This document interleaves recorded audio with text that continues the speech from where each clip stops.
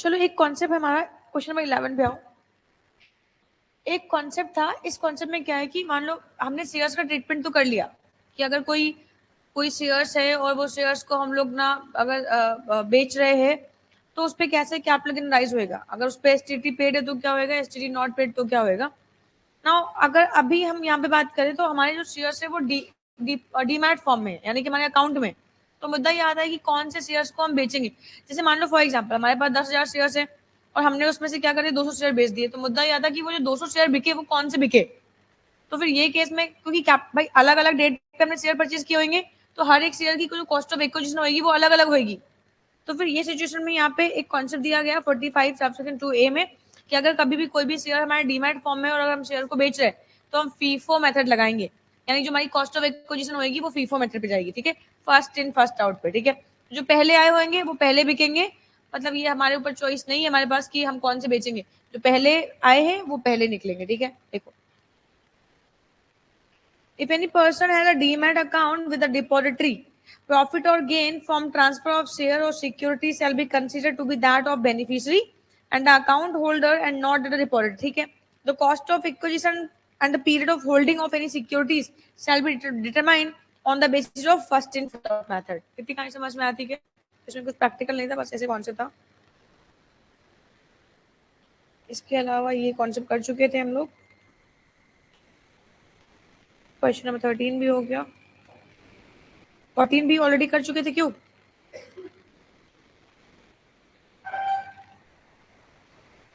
चलाएंगे। आओ question number 16 पे आओ।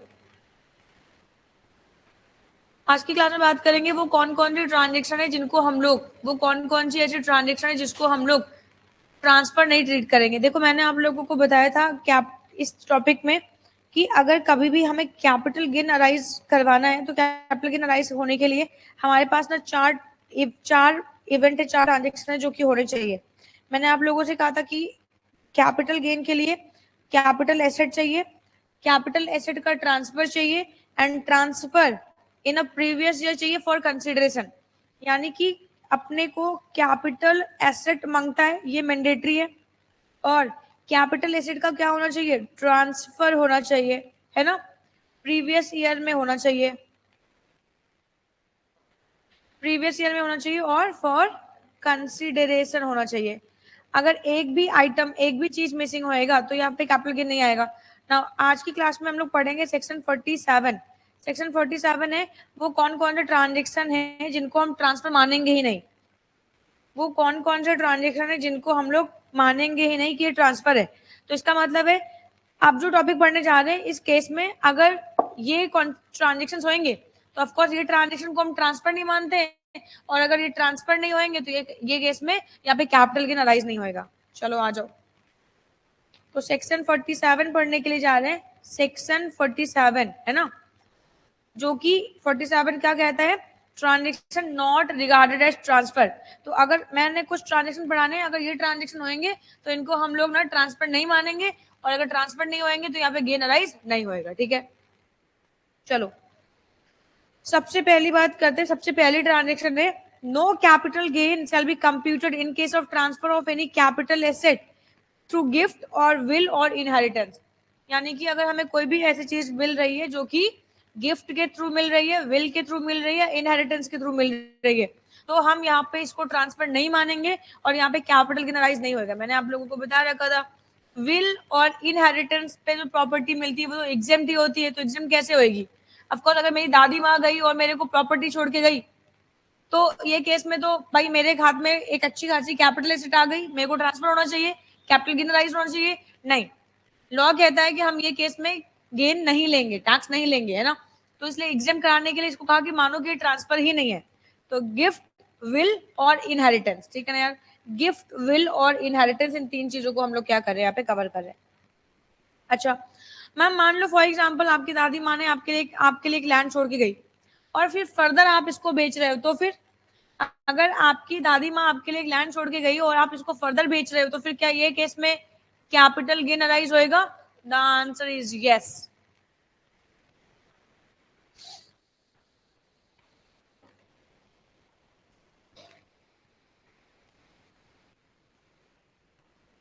दादी माँ क्या छोड़ के गई?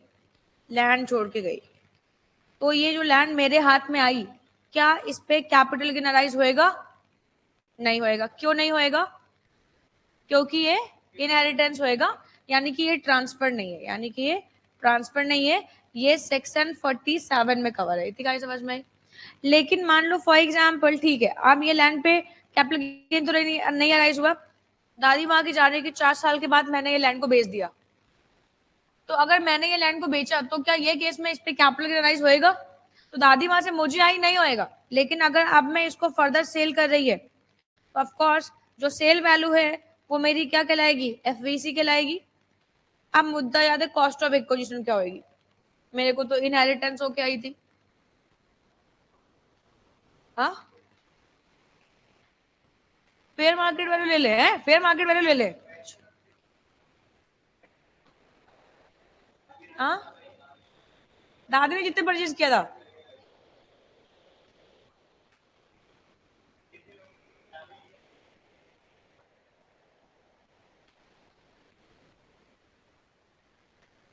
कॉस्ट ऑफ प्रीवियस ओनर, तो मेरे लिए कॉस्ट ऑफ एक्विजिशन भैया ने कहा, तो हमने कहा चलो इनकी बात रख लेते हैं यार। हम लोग अगर आज हम इनकी बात रख ली यार, अगली बार तुम्हारी रख लेंगे है ना। तो कॉस्ट ऑफ प्रीवियस ओनर हम लोग क्या करेंगे? कंसीडर करेंगे, ठीक है ना यार। Cost of previous owner ma'am as it is वो जो 1/4/2001 के पहले की वैल्यू है प्रॉपर्टी की, 1/4/2001, वो concept as it is applicable होगा। ये सब कुछ वो concept as it is applicable होने वाला है। कॉस्ट ऑफ प्रीवियस ओनर यहाँ पे हमारे पास क्या हो जाएगी? कॉस्ट ऑफ एक्विजिशन हो जाएगी। ऑफकोर्स हम इंडेक्सेशन तो करेंगे करेंगे, कर दिया।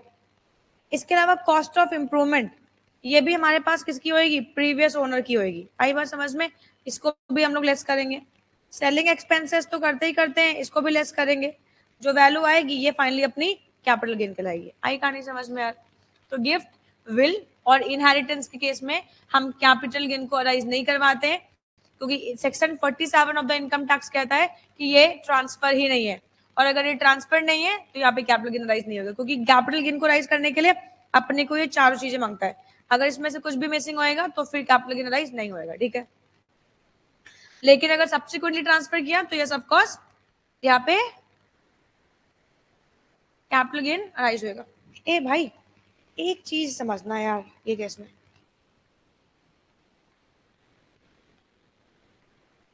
जब मान लो एक घर प्रभात सर ने मुझे गिफ्ट कर दिया, हो क्या? हाँ ऐसे करते हो क्या करते यार? तो प्रभात सर ने मुझे घर गिफ्ट कर दिया यार। अच्छा, तो ऑफ कोर्स मैंने ये घर रख लिया, कैपिटल गेन राइज नहीं हुआ, लेकिन इसका मतलब ये नहीं टैक्सेबल नहीं होगा। ये सेक्शन 56 में टैक्सेबल होगा। गिफ्ट है, 56 में टैक्सेबल हो जाएगा, गिफ्ट है। अच्छा खैर छोड़ो, तो ये कैपिटल गेन में टैक्सेबल नहीं हुआ। फिर मैंने इसको 5 साल होल्ड किया ना, आज वो प्रॉपर्टी की वैल्यू बढ़ गई यार, मुझे बढ़ी हुई वैल्यू दिख रही, और मुझे ना कुछ और कहीं इन्वेस्ट करना यार, क्यों बेच डालते यार इसको। चलो सेल कर रहे, सेल पे एफवीसी तो पता चल गई। जमाइला, अब कॉस्ट ऑफ एक्विजिशन क्या होगी? क्या मैं प्रभास गिफ्ट की वैल्यू पूछते हैं क्या किसी से? गिफ्ट कितने का नहीं पूछते यार, गिफ्ट की वैल्यू नहीं पूछते यार। हाँ, अच्छा हमारी अबे कॉस्ट ऑफ एक्विजिशन हमारी मर्जी से थोड़ा चलेगा, कॉस्ट ऑफ एक्विजिशन लेस करना पड़ेगा ना गेन निकालने के लिए। अब मुद्दा ये कॉस्ट ऑफ एक्विजिशन होएगी क्या? कॉस्ट ऑफ एक्विजिशन होएगी क्या?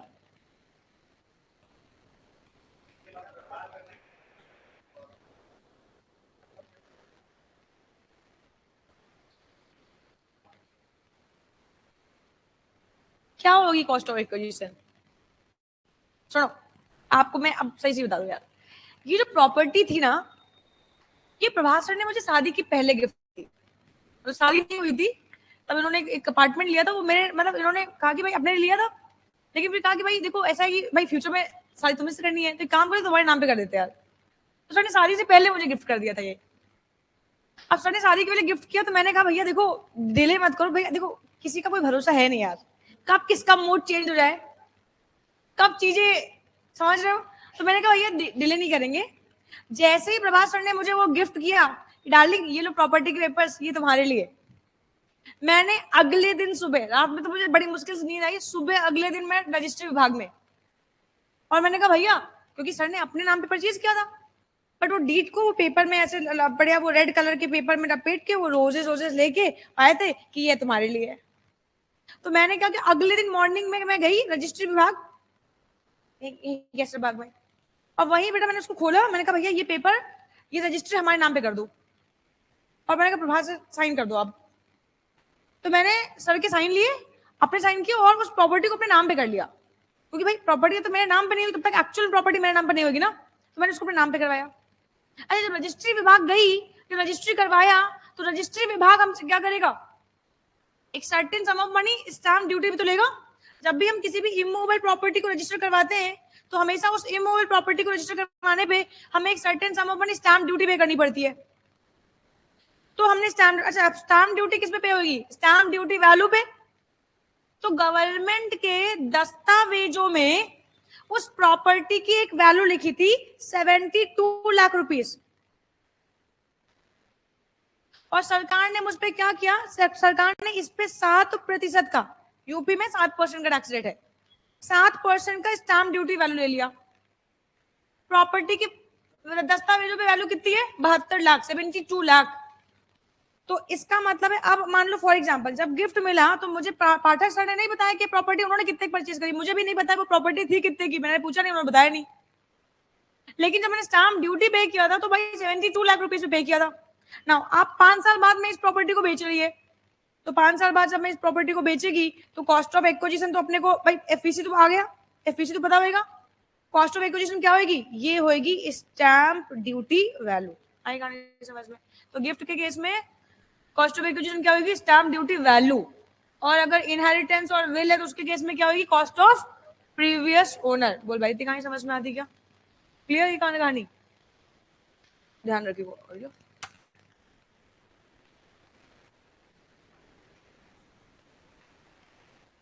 समझता है बात को, चला। तो no capital gain shall be computed in case of transfer of any capital asset through gift, will और इनहेरिटेंस। ठीक है, आ जाओ एक क्वेश्चन कर रहा हूं। Mister X purchase one house on 1/10/1998 for ₹2 lakh and incurred ₹1 lakh on is improvement 1/10/1999। काटो इसको यहां से। क्यों काटा मैंने इसको, क्योंकि मैं इसको इग्नोर मार रही हूं, है ना, क्या सोच के इग्नोर मार रही हो, it's fair market value on 1/4/2001 is ₹4,50,000। ठीक है, mister x expired 1/5/2006 and the house was inherited by his son Mr. Y and the value for the purpose of charging stamp duty was 10 lakh 10 lakh. अब ये बताओ, यहाँ पे इस स्टैम्प ड्यूटी का कोई काम है, यहाँ पे इसका कोई काम नहीं है, समझ लो, क्योंकि विल और इनहेरिटेंस के केस में कॉस्ट ऑफ प्रीवियस ओनर लेंगे, तो यहाँ पे खाली तुम्हें कंफ्यूज करने के लिए लिख रखा है। ठीक है ना, अब चलो एक काम करो, आओ कैपिटल गेन निकालते हैं। चलो क्वेश्चन में दिया होगा एफवीसी, मिस्टर एक्स की प्रॉपर्टी थी, वाई को इनहेरिटेंस पे गई, और अभी वाई क्या कर रहा है, इसको बेच रहा है। तो वाई ने कितने का बेचा, 72 लाख रुपीस का वाई ने बेच दिया। लेस कर दो इंडेक्स कॉस्ट ऑफ एक्विजिशन, लेकिन उसके पहले निकालो cost of acquisition. Cost of property की वैल्यू 1/4/2001 के पहले कितनी थी, 2 लाख में परचेज किया था ना, और फेयर मार्केट वैल्यू कितनी है, तो 2 लाख में परचेज किया था, और फेयर मार्केट वैल्यू 1/4/2001 को है 4 लाख। आज जैसे कोई कोई कोई कम है क्लास में जैसे लग रहा है, तो मार खा के आई हो क्या, है विच इज हायर, हायर कितना है, इनटू 348 डिवाइडेड बाई 100 कितना आया, 15 लाख। इसके अलावा और कोई इंप्रूवमेंट तो नहीं है, और कोई इंप्रूवमेंट नहीं है। लेस करो कितना आएगा, 56,34,000। देखो यही आंसर आ रहा है, लॉन्ग टर्म कैपिटल गेन, यही आ रहा है।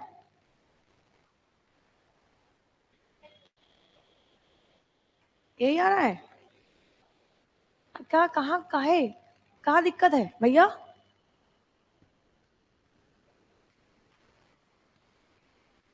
जैसे तुम लोग आज मार खा के आए हो।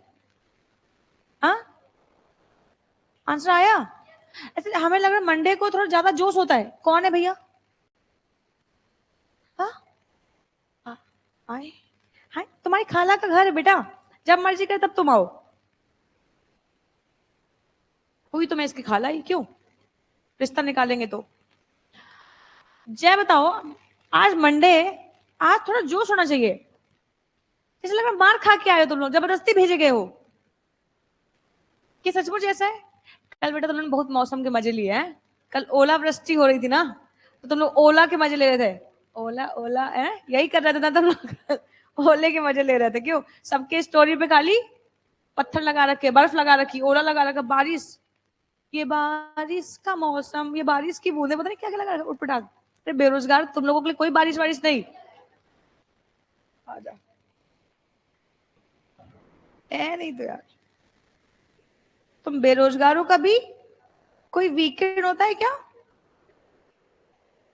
टैक्स लाइबिलिटी भी निकाल दो बेटा। 56,34,000 है ना? कितना लेस करेंगे इससे?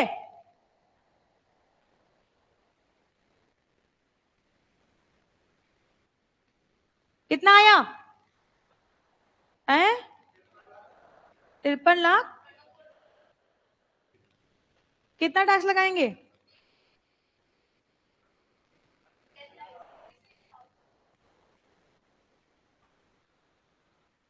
ओह, सरचार्ज क्या?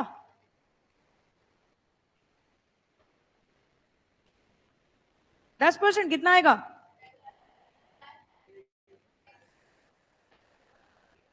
ये हमारी मम्मी ने सबसे पहले हमको यही सिखाया था, गणित नियम हमने सीखा था। हाँ, हमको पता है।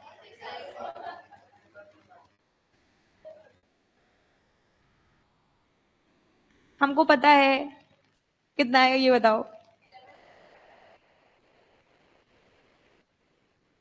+4% का सेस।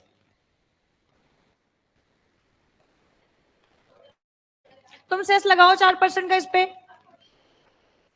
नहीं, तुम पहले सेस लगाओ। 46,000। है ज्यादा नहीं आ रहा है? 46,000, 46,009। ये कितना आएगा? 420, 419, 288 बी, 12,20,420। तुम लोगों वाली फिगर आ गई है ना? यही आ रहा है। इसमें तो 12 लाख आ रहा है। हमारा गलत कहाँ है? 12 लाख हमारा भी तो आ रहा है यार।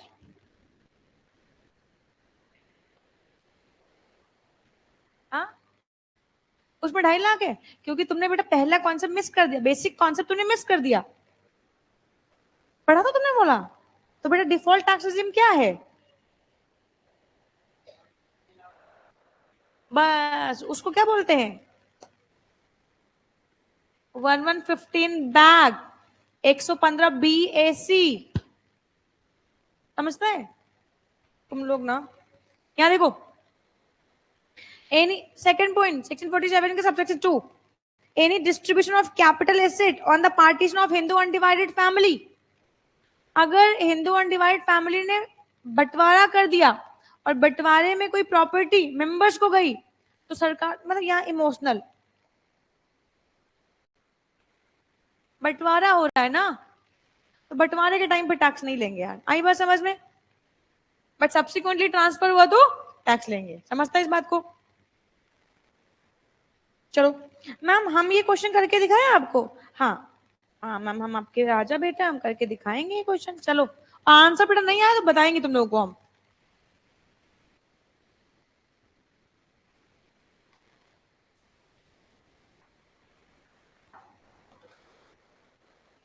तुम्हारा कैलकुलेटर कहाँ है? इसके ले ले जरा।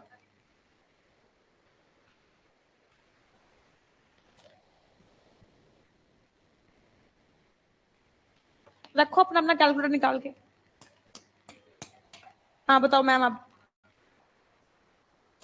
348 करेंगे बेटा 23-24 का। लाओ तुम्हारा, अच्छा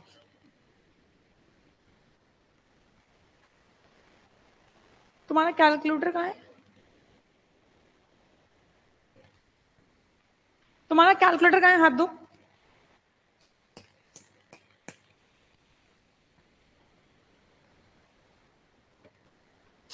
चलो एफवीसी लिखो फटाक से, उतना देर से क्या पढ़ रहे हो बेटा? यहाँ पे एक दो, एक कैलकुलेटर किसका मिसिंग है?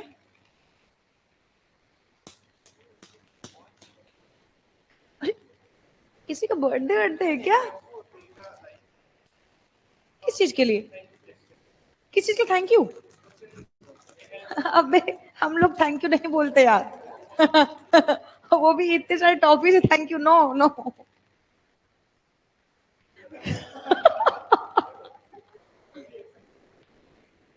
हमने कहा बच्ची बुरा मान जाएगी अगर हम नहीं लेंगे तो हमने कहा ले लेते हैं हम। वैसे हम टॉफी यार खाते नहीं बेटा, तुमको भी खाना है क्या?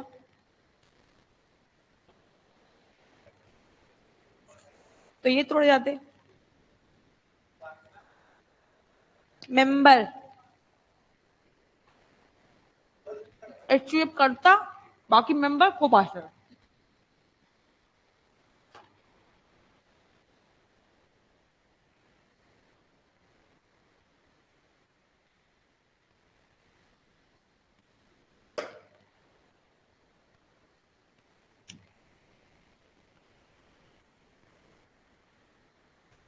कहाँ किया?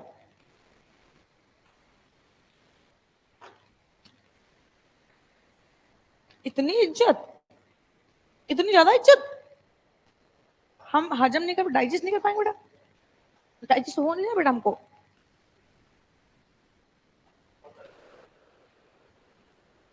आगे एफएम कर रहे हो? कितना आया है? 11 लाख। कैपिटल कितना आया? 813095।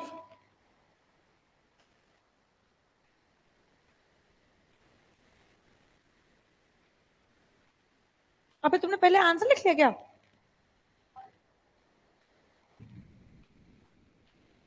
वो स्त्री है, वो कुछ भी कर सकती है।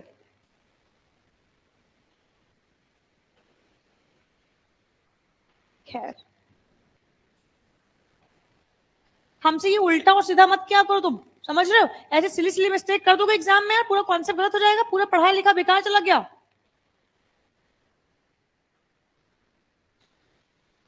देख रहे हो यार, ये स्त्री कुछ भी कर सकती है। 348 नीचे, 100 ऊपर।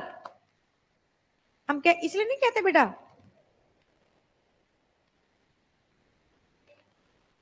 चलो हम करते हैं। आज नहीं क्या, तुम्हारा आया ही नहीं।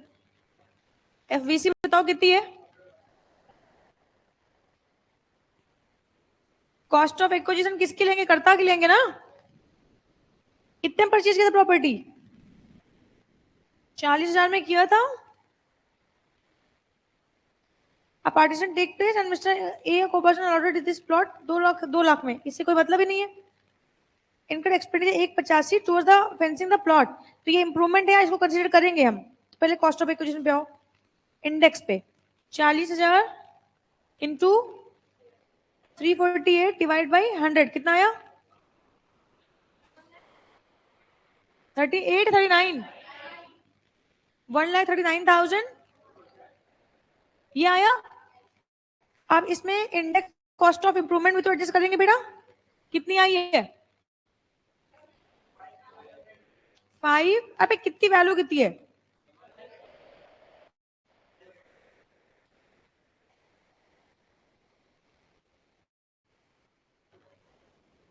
इंटू 348 डिवाइड बाई किस ईयर में किया था? 6। बताओ 67 का क्या है? कितना आया? 5 लाख।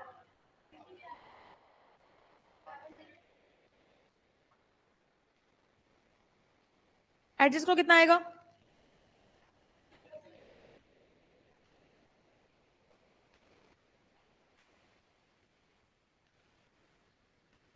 कितना आया?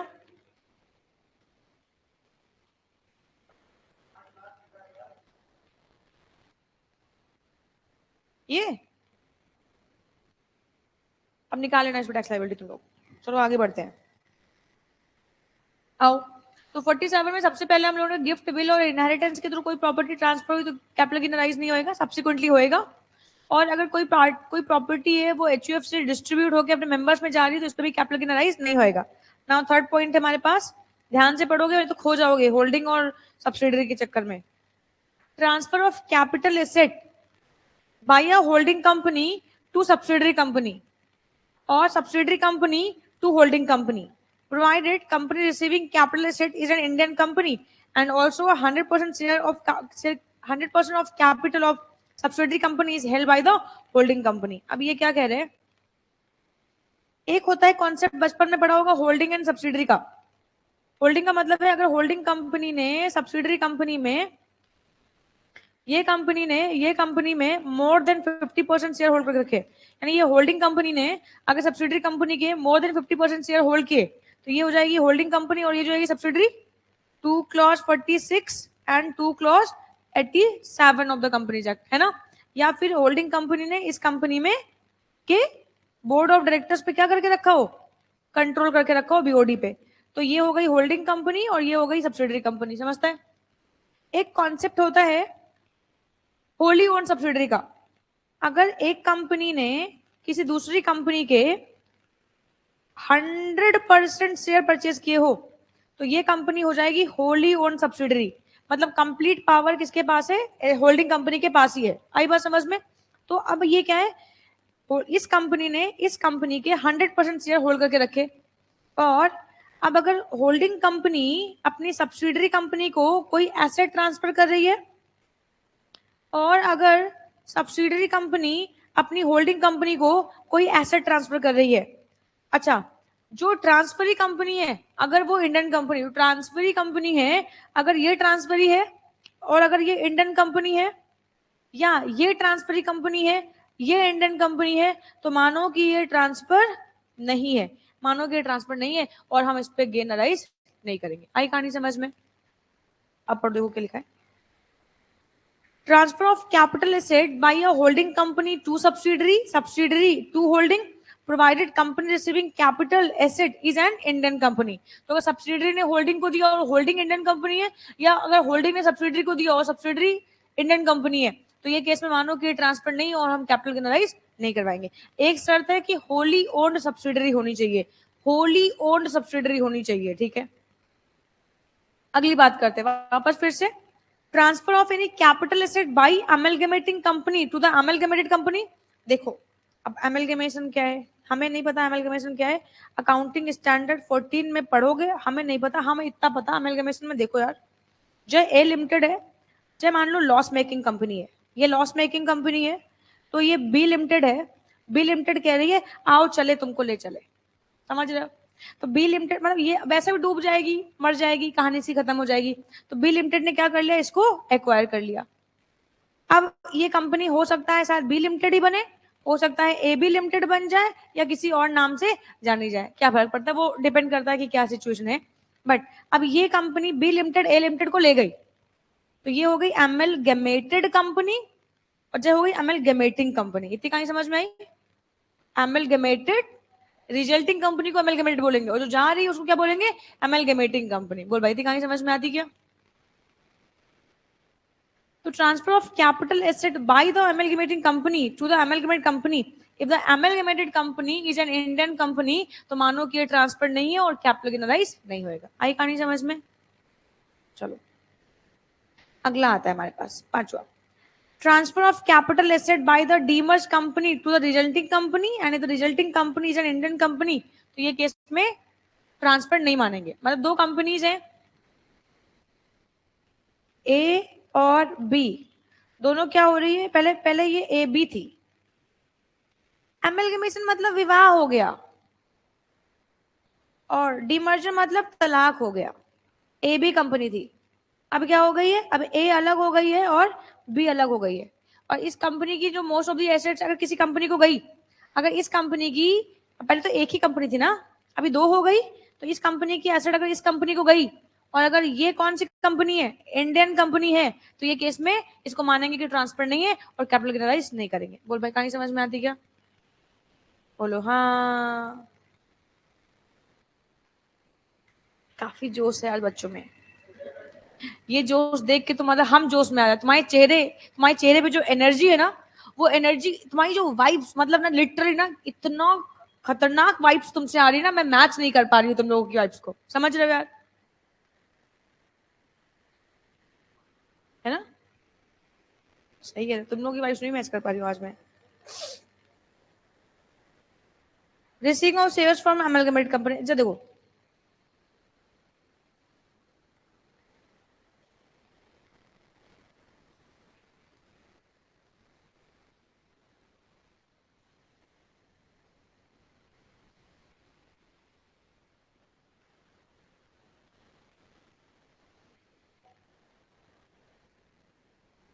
परपन चल रहा है यार वहां पे यार। वही तो मैं कह रही हूँ, ये आज महीनों के बाद आई हो, अभी कुछ कह देंगे तो गुस्सा हो जाओगी। वही कह, एक हफ्ते बाद आई है ना मैम, एक हफ्ते के बाद आए हैं, और कुछ कह देंगे तो भी गुस्सा हो जाओगी यार। नहीं हम बोलेंगे ही नहीं यार। ए लिमिटेड, बी लिमिटेड, ए लिमिटेड बीमार कंपनी है, यानी कि लॉस मेकिंग है। कौन लेके जा रहा है? बी लिमिटेड ले जा रहा है। अच्छा, अच्छा जा देखो, जब ए लिमिटेड एग्जिस्टेंस में रहा होएगा, मतलब जब काम कर रही होगी, तो ये कंपनी ने हो सकता है कुछ शेयर्स इशू किए हो। हाँ बोलते, हाँ तो बोलो यार कम से कम यार, है ना, इतनी खतरनाक एनर्जी, इतनी खतरनाक वाइब्स यार, है ना, तो ये शेयर्स इशू किए होंगे और बिल लिमिटेड ने इसको टेक ओवर कर लिया। अच्छा, तो अब और एग्जिस्टेंस में कौन आया? बी लिमिटेड ही आई। अच्छा, तो बी लिमिटेड ने क्या क्या टेक ओवर किया होगा? क्या क्या किया होगा? All the asset, all the liability, है ना? एसेट भी लेके गए, लाइबिलिटी भी लेके गए। अच्छा, ऐसा कुछ ऑप्शन दिया जाता है, मान लो ए लिमिटेड है, तो ऐसा होता है कि कुछ शेयर होल्डर्स होते हैं जिनको पेमेंट कर दी जाती है, कुछ ऐसे शेयर होल्डर्स होते हैं वो उनसे पूछा जाता है कि तुम बी कंपनी के साथ जाओगे या तुम्हारा पेमेंट कर दें, यही होता है अमेलगमेशन में, है ना? तो अब यहाँ पे क्या हुआ कि बी लिमिटेड ने ए से पूछा, मतलब ए के शेयर होल्डर से पूछा कि क्यों तुम हमारे साथ चलोगे, तुम्हारा पेमेंट कर दे। तो ये कंपनी के जो शेयर होल्डर्स हैं, ये कह रहे हैं नहीं नहीं हमारा पैसा इन्वेस्ट रहने दो, हम आपके साथ जाएंगे। तो इसका मतलब है ये कंपनी ने क्या किया, बी लिमिटेड ने क्या किया, इनके शेयर होल्डर्स को एक्वायर कर लिया। अच्छा, अब अगर शेयर होल्डर्स को एक्वायर किया होगा तो शेयर होल्डर्स को, भाई ए लिमिटेड तो एग्जिस्टेंस में नहीं रही ना, चली गई ना, तो अब ए लिमिटेड को क्या मिलेंगे? भाई ए लिमिटेड के जो शेयर होल्डर्स थे जो बी लिमिटेड के साथ गए, उनको क्या मिलेंगे? नए शेयर सर्टिफिकेट मिलेंगे। शेयर पुराने शेयर सर्टिफिकेट से जाना और नए शेयर सर्टिफिकेट्स का आना, ट्रांसफर ऑफ कैपिटल एसेट, उसके बदले में भी कुछ आया। तो मैंने कहा वो इवेंट तो हो गए, ट्रांसफर ऑफ कैपिटल एसेट। अब ट्रांसफर इंक्लूड सारी चीजें, सेल, एक्सचेंज, बार्टर, सब कुछ आ जाएगा उसमें। तो शेयर सर्टिफिकेट गए, उसके बदले नए शेयर सर्टिफिकेट आए। तो मुद्दा ये आता है कि ये गए और ये आए होंगे, तो हो सकता है कुछ गेन और लॉस अराइज हो। तो क्या यहाँ पे कुछ गेन और लॉस अराइज होएगा? सुनो, अगर ये जो रिजल्टेंट कंपनी है, अगर ये इंडियन कंपनी होएगी, सेक्शन 47 में हम इसको ट्रांसफर ही नहीं मानेंगे, और ट्रांसफर नहीं मानेंगे तो कैपिटल गेन नहीं राइज होएगा। आई बस समझ में? जबकि यहाँ पे ये कंपनी क्या हो जाएगी? लिक्विडेट हो जाएगी, और ये कंपनी की सारी एसेट और लाइबिलिटीज ये लेके गया ना, तो ये केस में कुछ शेयर होल्डर्स को पैसे मिल गए होंगे, जिनको पैसे मिले होंगे, एसेट मिली होंगी, कुछ ने कहा होगा हमें सर्टिफिकेट चाहिए, कुछ ने कहा होगा हमको हमारे पैसे दे दो। जिनको पैसे मिल गए उनके उनपे तो सेक्शन 46 में कैपिटल गेन अराइज होएगा, लेकिन वो बात अलग है कि ये एग्जाम हो जाएगा। लेकिन यहाँ पे क्या हो जाएगा? यहाँ पे आपको शेयर सर्टिफिकेट गया, नया शेयर सर्टिफिकेट आया, तो लोग कहते हैं मानो कि ट्रांसफर नहीं और कैपिटल गेन अराइज नहीं कर पाएंगे। Receiving of shares from an amalgamated company, amalgamated का मतलब बी लिमिटेड ना, receiving of shares from an amalgamated company in lieu of shares held in amalgamating company, provided the amalgamated company is an Indian company, तो ये case में हम इसको transfer नहीं मानेंगे और गेन अराइज नहीं होएगा। आई बात समझ में? अदरवाइज मैंने जो आपको स्टोरी सुनाई थी, उस स्टोरी में यही है, transfer of capital asset for consideration, तो वेरी सिंपल, गेन अराइज होएगा। आई कहानी समझ में? कोई डाउट तो पूछो। कोई डाउट है? ट्रांसफर और issue of shares by resulting company in case of demerger. तो यहाँ पे भी आपके पास अगर जैसे for example A B limited थी, अब ए और बी लिमिटेड अलग अलग हो गए, समझ रहे हो? और जो रिजल्टेंट कंपनी अगर वो इंडियन कंपनी है और वो अपने शेयर होल्डर्स को अब नए शेयर इशू कर रही है, तो ऑफकोर्स नए शेयर इशू करेगी तो पुराने शेयर लेके तो करेगी ना, तो कहते हैं इस पर भी हम ट्रांसफर नहीं मानेंगे और कैपिटल गेन राइज नहीं होएगा। आ जाओ। In case of conversion of bonds or debentures etc. into shares or conversion of preference shares into equity shares। अब ये क्या कह रहे हैं? ये कह रहे हैं कि अगर मान लो फॉर एग्जांपल हमने क्या किया, अगर मान लो फॉर एग्जांपल हम क्या कर रहे हैं, ट्रांस डिवेंचर्स को इक्विटी में कन्वर्ट कर रहे हैं, प्रेफरेंस को इक्विटी में कन्वर्ट कर रहे हैं। तो डिवेंचर्स और इक्विटी में, डिवेंचर्स और प्रेफरेंस को इक्विटी में कन्वर्ट करना, तो एक फॉर्म से दूसरे फॉर्म में चेंज हो रहा है ना, डिवेंचर जा रहे, शेयर्स आ रहे, तो यहाँ पे भी तो कैपिटल एसेट एक जा रही दूसरी आ रही है, तो कानून कहता है कि मानो कि ये भी ट्रांसफर नहीं और कैपिटल गेन राइज नहीं करवाएंगे। इतनी गाड़ी समझ में आती है? ये तो मैंने आप लोगों को पहले बता दिया था। Redemption by an individual sovereign gold bonds issued by RBI under the sovereign gold bond scheme 2015। ठीक है, अब आओ क्वेश्चन पॉइंट नंबर 10।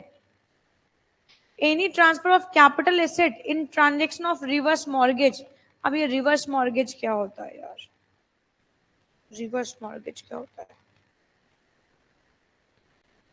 थोड़ा बैकग्राउंड म्यूजिक बजाओ जरा, इमोशनल वाला। देखो यार,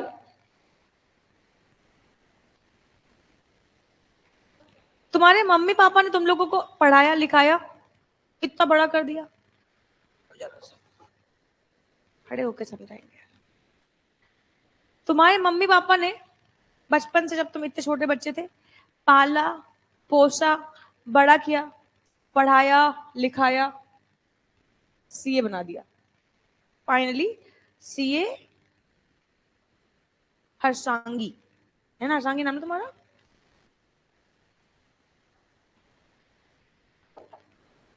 सीए हर्षांगी। अब सीए हर्षांगी इस समय बेटा यूएस में काम कर रही है। गूगल करके एक कंपनी है, उसी कंपनी में चीफ फाइनेंशियल ऑफिसर की पोस्ट पे लड़की। और अब मम्मी पापा ने इसको यहां तक पहुंचाने के लिए क्या हुआ कि सारी सेविंग, सारे पैसे खर्च कर मारे। पहले इसकी पढ़ाई लिखाई में बहुत पैसा लग गया, फिर यूएस में सेटल करने के लिए बहुत पैसा लग गया, तो पापा की जितनी सेविंग्स थी सारी सेविंग्स खत्म हो गई। अब पापा के पास कुछ नहीं, तो लेकिन पापा को डर चिंता थोड़ी ना थी। चिंता इसलिए नहीं थी क्योंकि एफडी है यार, ये तो जब मैच्योर होएगी तब पैसे मिलेंगे यार। तो मम्मी पापा ने इस होप के साथ पढ़ाया कि कल को जब बच्ची बड़ी हो जाएगी, कमाएगी धमाएगी, तो वो स्टैंड ले लेगी। और राइट नाउ अभी कमाने धमाने लायक हो गई भाई, गूगल में सिलेक्टेड है यार, और वहीं पे जॉब कर रही है। अब पापा ने एक दिन से फोन किया, हर्षांगी बेटा कैसी हो? हम पापा एकदम बढ़िया, आप कैसे हो? एकदम बढ़िया बेटा। बेटा वो बिजली का बिल घर का ड्यू हो गया है, क्योंकि पापा को पैसे खत्म हो गए भाई, सारी सेविंग खत्म हो गई। बेटा वो बिजली का बिल ड्यू हो गया है। अब वो दूध वाला भी कह रहा पैसे देने के लिए, और बेटा वो हाउस टैक्स वाले भी आए थे, घर का हाउस टैक्स बकाया है यार, तो घर खर्च का भी कुछ पैसा चाहिए तो तुम भेज देना। पापा यार तुम डिस्टर्ब करते रहते हो यार, रखो फोन, अभी मैं थोड़ा बिजी हूँ, बाद में बात करती हूँ। पापा ने कहा बेटा बिजी होएगी यार, और पे मत लेना यार, काल्पनिक एग्जांपल है जो तुमको इसमें लिए हुए हैं, ठीक है ना यार। तो बेटिया ने फोन काट दिया। ठीक है, पापा ने कहा बेटिया बिजी होएगी यार, बहुत काम, गूगल कंपनी में बहुत काम धाम होता है यार। हफ्ते भर बाद फिर पापा ने फोन किया, फोन उठाते बोली पापा यार अभी डिस्टर्ब मत करिए प्लीज, मैं बिजी हूँ यार, मीटिंग में हूँ यार। ठीक है, पापा ने फोन काट दिया।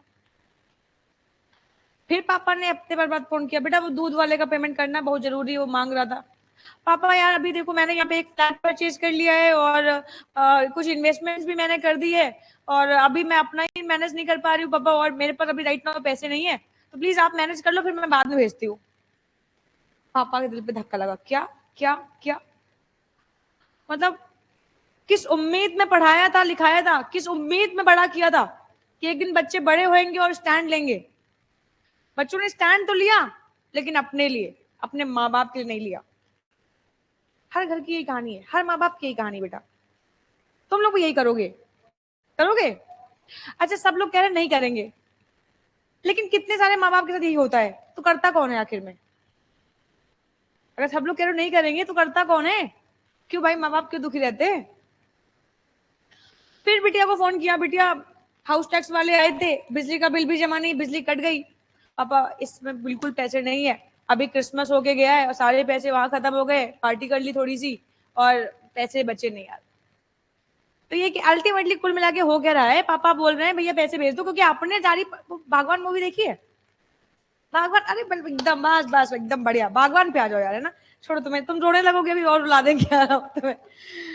तो बागवान मूवी में दिखाया है कि बच्चों के, अपने बच्चे जब शादीशुदा हो गए तो उनके अपने खर्चे हो गए। अच्छा, अमिताभ बच्चन ने क्या किया उस मूवी में, सारे पैसे लगा दिए जितने उसके प्रोविडेंट फंड में थे, ग्रेचुटी में थे, सब थे, सारे लगा दिए, बच्चों को पढ़ा दिया। बच्चे सारे अभी अच्छी अच्छी कंपनी में काम कर रहे हैं। लेकिन जब अमिताभ बच्चन जी का चश्मा टूट गया तो उनके बच्चों को पैसे नहीं कि चश्मा बनवा दे यार, समझ रहे हो?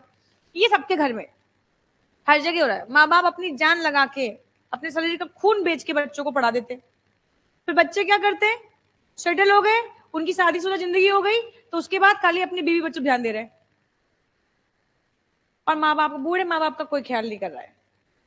तो बेचारे बूढ़े माँ बाप क्या करें यार, बताओ भाई क्या करें, कहाँ जाए? उनको भी तो भूख लगेगी, बिजली का बिल तो उनका बकाया होएगा ही होएगा। तो ये सरकार ने फिर एक स्कीम निकाली यार, क्योंकि ये हर घर की कहानी है, हर जगह हो रहा है यार। आप घर में आप लोगों ने किया क्या पापा मम्मी के साथ? अभी उस लायक ही नहीं हुए, अभी डिपेंडेंट हो तो प्यार से दे रहे हो, अभी जहाँ इंडिपेंडेंट हो गए ना, नहीं करोगे ऐसा, है ना। बट बहुत सारे लोगों के साथ हो रहा है ऐसा। तो सरकार ने एक स्कीम निकाली रिवर्स मॉर्गेज की, कहा कि अगर ऐसे इंडिविजुअल, अमिताभ बच्चन जैसे लोग, जिन्होंने अपने सारे पैसे खर्च कर दिए अपने बच्चों की पढ़ाई पे, लिखाई पे, उनको सेटल करने में, और अल्टीमेटली उनके पास कुछ नहीं बचा, तो ये केस में अगर उनके पास कोई घर है तो वो घर लाके रिवर्स मॉर्गेज स्कीम के अंतर्गत बैंक को मॉर्गेज कर सकते हैं, और बैंक उनको एक certain some of money monthly या क्वार्टरली जैसे भी वो चाहते हैं वैसे उनको देता रहेगा जीवन काल तक। एंड आफ्टर द, मतलब डेथ के बाद, वो जो प्रॉपर्टी है वो बैंक एक्वायर कर लेगी, और बैंक एक्वायर करके उस पर अपना पैसा रिकवर करके बाकी पैसा जो लीगल रिप्रेजेंटेटिव्स होंगे उनको दे देगी। तो इसी को हम लोग बोलते हैं रिवर्स मॉर्गेज स्कीम। अब रिवर्स मॉर्गेज स्कीम में क्या हुआ, अब रिवर्स मॉर्गेज क्यों बोलते हैं? देखो, मॉर्गेज का मतलब है मैंने एक प्रॉपर्टी फाइनेंस करवाई हुई है, उस प्रॉपर्टी पे मैंने बैंक से लोन लिया और बैंक को मैं सर्टेन सम ऑफ मनी हर महीने पे कर रही हूँ। अच्छा, रिवर्स मॉर्गेज में क्या है, बैंक मुझे पैसे देगा महीने के, मंथली पैसे देगा। देखो वैसे क्या कर रही हूँ मैं, मंथली पैसे दे रही हूँ बैंक को, और रिवर्स मॉर्गेज में क्या है कि हम प्रॉपर्टी देंगे बैंक को और बैंक हमें सर्टेन सम ऑफ मनी देगा, तो इसका मतलब रिवर्स मॉर्गेज हो गया, अपोजिट हो गया। अब रिवर्स मॉर्गेज के अंतर्गत जब आपने अपनी प्रॉपर्टी बैंक को मॉर्गेज करी तो बैंक ने आपको पैसे दिए, बैंक आपको चॉइस देती है, आप एक मुश्त पैसे ले लो, आप क्वार्टरली ले लो, आप मंथली ले लो, आपकी जैसी मर्जी वैसे ले लो। तो आपने अपनी प्रॉपर्टी ट्रांसफर करी बैंक को और उससे आपको क्या मिल रहा है, सर्टेन सम ऑफ मनी मिल रहा है, तो प्रॉपर्टी गई, पैसा आया, तो कैपिटल कितना राइज होएगा। सरकार कहती है कि सेक्शन 47 में अगर आप रिवर्स मॉर्गेज का कॉन्सेप्ट करते हो तो हम इसको ट्रांसफर नहीं मानेंगे और कैपिटल कितना राइज नहीं करवाएंगे, क्योंकि कोई भी पर्सन ना, तो घर बहुत कीमती होता है, मतलब घर कीमती क्या, घर के इमोशंस जुड़े हुए होते हैं। एक आदमी ना पूरी जिंदगी काम करता है मन लगा के कि उसका एक घर बन जाए यार, है ना। तो घर से लोगों के इमोशन जुड़े हुए होते हैं, और घर, कोई भी आदमी जीते जी ये नहीं चाहता है कि भाई उसका घर बिक जाए, मॉर्गेज हो जाए, कुछ भी हो जाए, समझता है। तो सरकार ने कहा कि भाई लोगों के घर के इमोशंस हैं, इमोशन जुड़े हुए हैं, तो ये केस में हम इसको ट्रांसफर नहीं मानेंगे और कैपिटल गेन राइज नहीं करवाएंगे, क्योंकि कोई भी पर्सन खुशी खुशी ये काम नहीं कर रहा है, हर आदमी दुखी होकर ये काम कर रहा है, समझ रहे हैं। तो ये केस में यहाँ पे एग्जेम्पशन कर दिया, यहाँ पे ये चीज एग्जेम्प्ट रहेगी, बट बाद में जब बैंक इसको बेचेगा तो बैंक के हाथ में कैपिटल गेन राइज होएगा। मतलब आपने मॉर्गेज किया, कैपिटल गेन राइज नहीं होएगा, बट जब बैंक बेचेगा तो कैपिटल गेन राइज होएगा। आई बात समझ में? मैम ऐसा हो सकता है कि मान लो वो बागवान मूवी में लेते हैं, अमिताभ बच्चन की कोई प्रॉपर्टी थी, अमिताभ बच्चन ने उसको मॉर्गेज कर दिया और मॉर्गेज करके उसने बैंक से पैसे ले लिए। अमिताभ बच्चन की डेथ के बाद उनके बच्चे आए, उन्होंने कहा ये प्रॉपर्टी मेरे पापा की है, मेरे पिताजी की, मुझे ये प्रॉपर्टी वापस चाहिए, तो क्या वो ले सकते हैं? ये सब कॉस्ट वो ले सकते हैं, वो जितना बैंक से पैसा दे रखा है बैंक को पैसा वापस कर दें और वो प्रॉपर्टी वो परचेज कर सकते हैं। आई कहानी समझ में? आओ, तो इसी को बोलते हैं reverse mortgage. And reverse mortgage को हम ट्रांसफर नहीं मानते, और ट्रांसफर नहीं मानेंगे तो कैपिटल गेन राइज नहीं होगा। समझता है इस बात को? Any transfer of any of the following capital asset of the government to the, or the university or the national museum, national art gallery, national archives और any other public museum को अगर आपने दिया तो ये केस में transfer नहीं माना जाएगा। जैसे फॉर एग्जांपल कोई भी वर्क ऑफ आर्ट, हमारे दादाजी के पापा, दादाजी के दादाजी, पर दादा हो गए हमारे ना, पर दादा बहुत शौकीन आदमी थे यार हमारे, बहुत शौकीन आदमी थे। तो बहुत महंगे महंगे स्कल्पचर और पेंटिंग्स उन्होंने घर में लगा रखे थे, पुराने जमाने के जो नीलाम होके आती थी लगा रखे थे। तो अभी क्या हुआ कि वो चले गए, तो उनकी याद में भाई वो प्रॉपर्टी, वो पेंटिंग जो थी ना वो खराब हो जाती ऐसे दीवार पे टंगे टंगे टंगे टंगे। तो हमारे ग्रैंडफादर ने क्या किया, उसको सरकार को दे दिया। तो अगर कोई भी आप आर्टिस्टिक वर्क, कोई ड्राइंग, पेंटिंग, स्कल्पचर्स, कोई भी चीज अगर आप गवर्नमेंट ऑफ इंडिया को दे रहे हो या इन जगहों पे दे रहे हो, म्यूजियम में दे रहे हो, नेशनल आर्ट गैलरी में दे रहे हो, नेशनल आर्काइव्स में दे रहे हो, म्यूजियम और इंस्टीट्यूशन को दे रहे हो, कॉलेज को दे रहे हो, यूनिवर्सिटी को दे रहे हो, गवर्नमेंट को दे रहे हो, कोई भी वर्क ऑफ आर्ट, तो ये केस में ये चीज को हम नहीं मानेंगे ट्रांसफर और कैपिटल गेनराइज नहीं करवाएंगे, क्योंकि ऑफकोर्स आप फ्री ऑफ कॉस्ट दे रहे हो। आर्कोलॉजिकल और साइंटिफिक और आर्ट कलेक्शन वर्क कोई भी आपके पास है, कोई भी बुक है, कोई बहुत पुराने जमाने की बहुत सारी ऐसी बुक है जो बहुत कीमती बुक्स थी जिसमें बहुत कुछ लिखा हुआ है ना, हमारे पुराना जो जैसे हमारी नालंदा और वो कौन सी यूनिवर्सिटी थी, कौन सी वो यूनिवर्सिटी थी, नालंदा और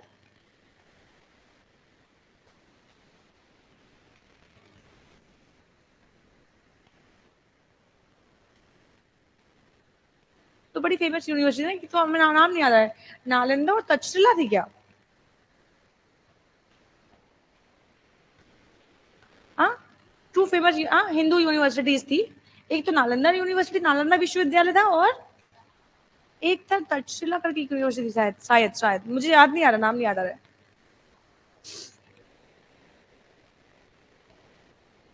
हाँ चंद्रगुप्त मौर्य के टाइम पे थी, क्या नाम है,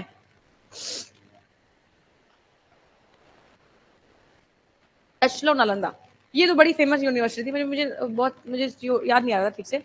तो तक्षशिला और नालंदा ये दो विश्वविद्यालय थे, और इन यूनिवर्सिटीज में बहुत पुराने पुराने, जैसे चाणक्य ने जो अपनी जो अर्थशास्त्र लिख रखी थी वो भी इसमें थी, और बहुत सारी ऐसी पुरानी किताबें थी जिसमें बहुत सारा ज्ञान है। अच्छा वो बड़ी कीमती किताबें जो हमारे पूर्वज लिख के गए। तो ये केस में अगर ऐसी कोई किताब है आपके पास जिसमें बहुत पुराना ज्ञान है, तो वो चीज को भी अगर आप इनको दे रहे हो, तो ये ऑफकोर्स यहाँ पे भी वो ऑफकोर्स बहुत कीमती बुक होगी, है ना, तो वो चीज को अगर आप दे रहे हो इनको, तो उस पर भी हम लोग कैपिटल गेनराइज नहीं करवाएंगे। कोई मैन्युस्क्रिप्ट है, ड्राइंग, पेंटिंग, फोटोग्राफ, प्रिंट, तो इन चीजों को हम लोग नहीं मानेंगे कि ट्रांसफर और कैपिटल गेनराइज नहीं करवाएंगे। नाउ सेक्शन 47 के अंतर्गत कोई अदर ट्रांजेक्शन को अगर हम कवर करते हैं तो उसको भी ट्रांसफर करने पे कैपिटल गेनराइज नहीं करवाएंगे। आई कहानी समझ में, चलो मैम ये हम करेंगे, करो चलो। इलिस्ट्रेशन 16, कुछ इसमें करना ही नहीं है और मैं ही करा दूं। Mister A purchase gold in 2004 for ₹25,000 in the previous year 23-24 he gifted it to his son at a time of marriage. Gift कर दिया है और मैरिज पे कर दिया, हाँ गिफ्ट किया है और मैरिज पे किया है, तो मैरिज पे किया हुआ गिफ्ट क्या हो जाता है, एग्जेम्प्ट हो जाता है। तो ये केस में ये तो पूरा एग्जेम्प्ट हो गया, समझता है ना, अभी तुम शादी के दिन गिफ्ट पूरा एग्जेम्प्ट, अदरवाइज टैक्सेबल होगा सेक्शन 56 में, अगर 50,000 से ज्यादा करेगा तो। House properties purchased by a Hindu undivided family in 1985 for 20,000. It is given to one of his family member in the previous 23-24, ठीक है ना, एट अ पार्टीशन। पार्टीशन है, लॉ क्या हो गया, इमोशनल हो गया ना कि पार्टीशन है यार, बंटवारा हो रहा है, अब एक ही घर में 4 रसोइया होंगी यार, 4 जगह खाना बनेगा, भाई भाई आपस में बात नहीं करेंगे यार, तो इमोशनल हो गया लॉ, समझता है। तो ये केस में कहा कि छोड़ो यार टैक्स नहीं लेंगे यार। We purchased 50 convertible debenture for 40,000 in 2005, which were converted into 500 share worth रुपये इतना इतना। तो डिबेंचर को इक्विटी में कन्वर्ट करना, इस पे टैक्स नहीं लगेगा, समझता है ये बात को। मॉर्गेज,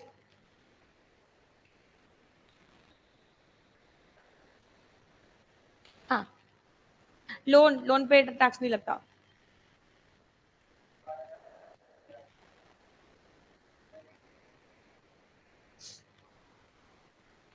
है जो पैसा जो बैंक अपना पैसा चुकता करेगा, और अपने पैसे के बाद जो पैसा बचेगा ऑफकोर्स वो रिप्रेजेंटेटिव्स को ही दे देगा, क्योंकि उस पर उनका ही अधिकार है।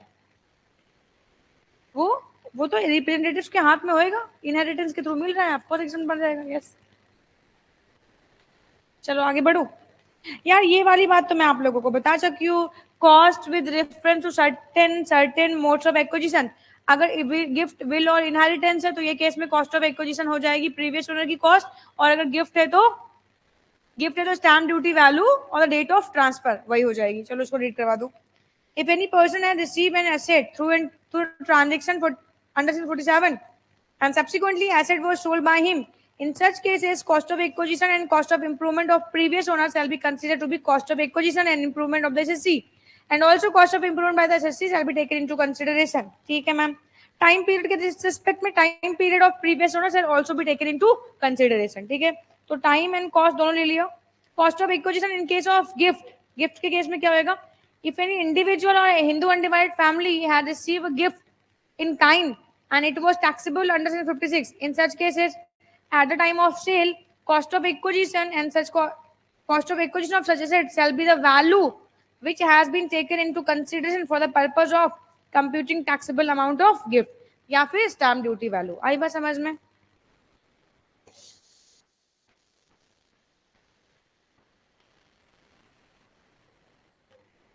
चलो इलस्ट्रेशन 17, इसमें ना दो सिचुएशन है.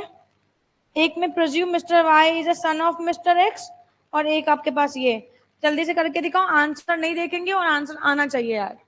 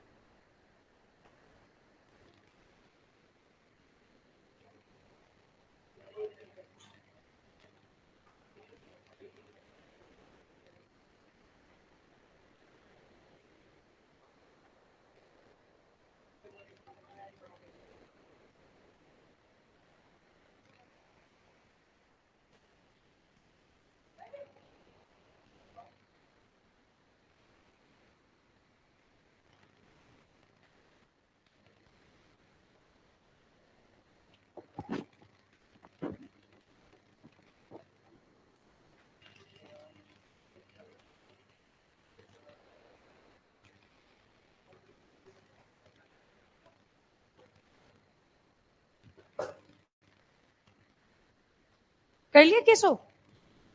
Mr. X purchased one house on 1/10/2002 for rupees 2 lakh and he incurred 5 lakh on its improvement. And Mr. X gifted the house on 1/10/2012 to his friend Mr. Y when its value for the purpose of charging stamp duty is 10 lakh. Y sold the house 2024 में 42 लाख. तो इसमें कुछ करना ही नहीं, क्यों? Very simple, एफवीसी निकाल दो. हाँ हाँ 42 लाख लेस कर दो. इस पे स्टैम्प ड्यूटी वैल्यू कितनी है? 10 लाख. 348 divided by 200, 17 lakh. क्या बात है, बहुत बढ़िया. 24 लाख. Very simple. बट अगर ये केस में अब ये क्या कह रहे हैं, मान लो कि इनका बेटा है, तो बेटा है तब क्या करेंगे? तो अगेन वापस एफवीसी तो वही आएगी, same to same, but cost of acquisition बदल जाएगी. क्यों? कॉस्ट कितने में घर परचेज किया था यार इन्होंने?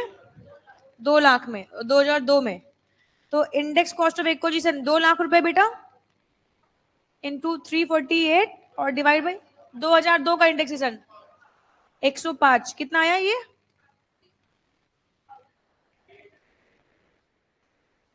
यही. इसके अलावा इंडेक्स कॉस्ट ऑफ इंप्रूवमेंट भी तो है. कितनी है? 5 लाख. और इसके ऊपर 348. कौन से ईयर में इंप्रूवमेंट करवाई है?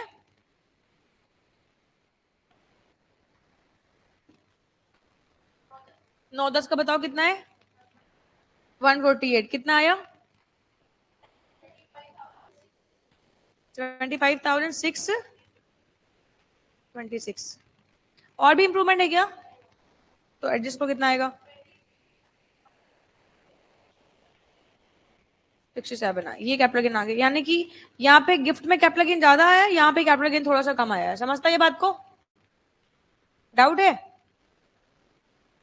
ऊपर क्योंकि गिफ्ट है ना बच्चा, गिफ्ट होती तो स्टैम्प ड्यूटी वाले, इसीलिए तो पूरा एग्जाम्पल प्रैक्टिकल देके समझाया कि ये स्टोरी भूलेगा, कम से कम मेरी स्टोरी तो नहीं भूलेगा ना. नहीं सच्ची, किसी की स्टोरी नहीं भूलते ना. हमारे सर ने हमको अपनी स्टोरी बताई थी तो हमने उनकी, हम भी आज भी याद है यार उनकी स्टोरी हमें. अबे यहाँ पे स्टैम्प ड्यूटी वैल्यू लेते ना बेटा, यहाँ पे एक्विजिशन लेते हैं क्योंकि इनहेरिटेंस के थ्रू हो गया, क्योंकि बेटा यहाँ सेकंड में बेटा बन गया है और ऊपर मित्र है, और मित्र को किया है गिफ्ट, और बेटा तो इनहेरिटेंस में लेके जाएगा.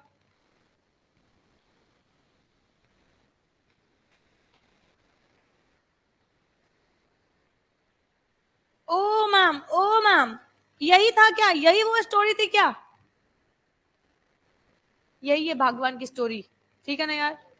आओ, क्या रीड करवा दो क्या? एक बार रीड कर लो यार, हाँ जरूरी है. एज पर section 47 reverse mortgage shall not be consider to be transfer. मैंने पहले बता रखा आप लोगों को. Under reverse mortgage an individual can mortgage is house property. भाई कौन है? हाँ अंकल है? हाई क्यों बोलते आप? नहीं नहीं, तो कोई और है. Under reverse mortgage, an individual can mortgage his house property to the bank, and the bank shall grant a loan against the security of house property. And such loan shall be given monthly or quarterly installment. And the amount so received shall not be considered to be income of the mortgager under section 10 clause 43, क्योंकि ये तो loan के form में. And after the death of the mortgager, the bank shall have a right to sell off the property and shall adjust the loan and interest and shall compute capital gain for the deceased person and shall pay the tax to the government. The purpose of the scheme is to make available regular income to the person who do not have a regular income but are the owners of the house property.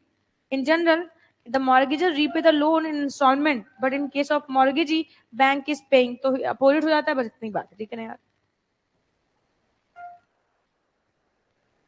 क्या क्या क्या कर रहे हो? Very very very important. हाँ यार, बहुत सारे लोग हैं. सरदार जी थे क्या? 2 सरदार. चलो स्टार्ट करें। मोस्ट मोस्ट मोस्ट इम्पॉर्टेंट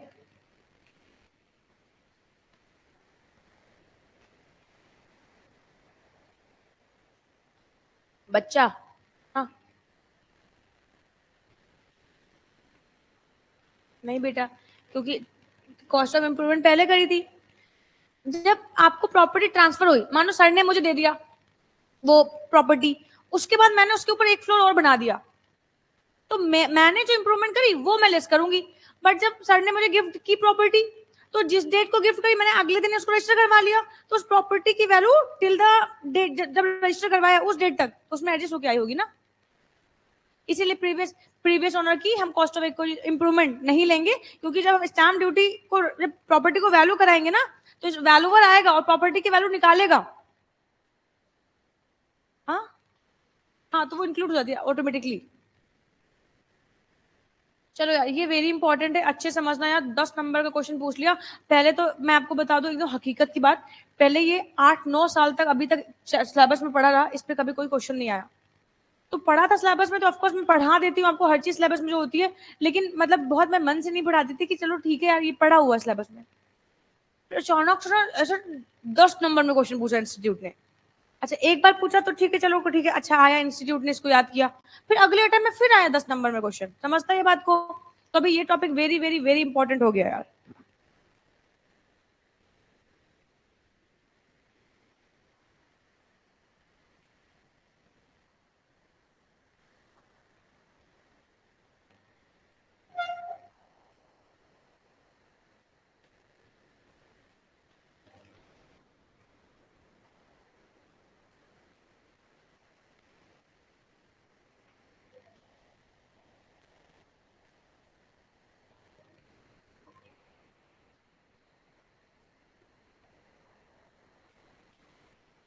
चलो देखो, special provision for the computation of capital gain in case of slump sale. अब स्लम सेल क्या है देखेंगे यार ध्यान से।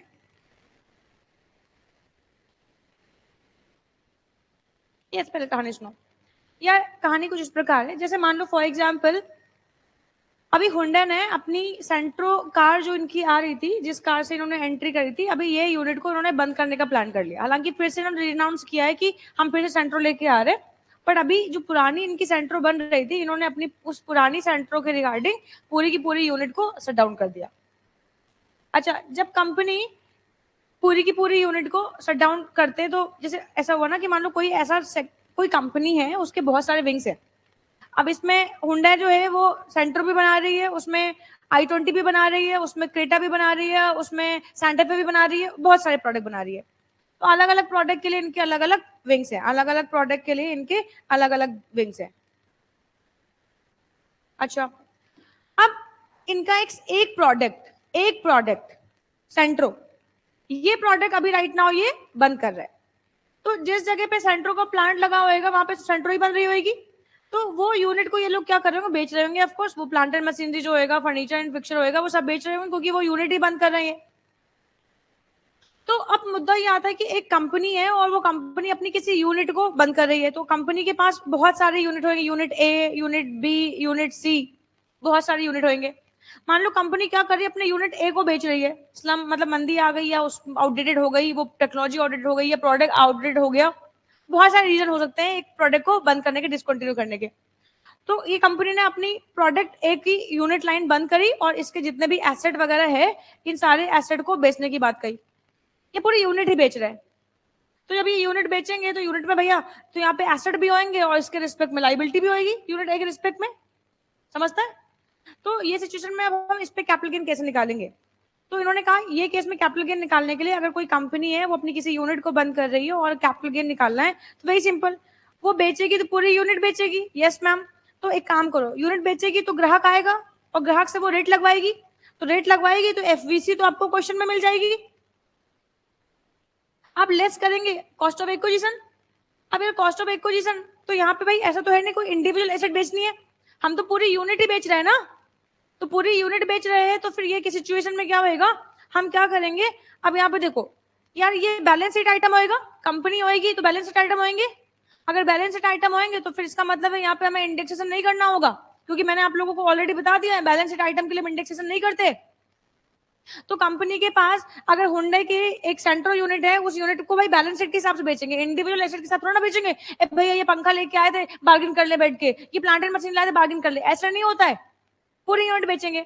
तो ये केस में हम लोग क्या करेंगे, एफवीसीएम में मिल जाएगी और लेस करेंगे हम इसमें नेटवर्थ, लेस करेंगे net worth.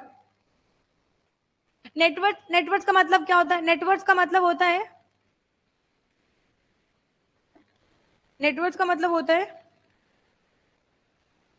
Total asset minus outsiders liability. जो अमाउंट आएगा total asset minus outsiders liability, जो वैल्यू आई है क्या है, नेटवर्थ।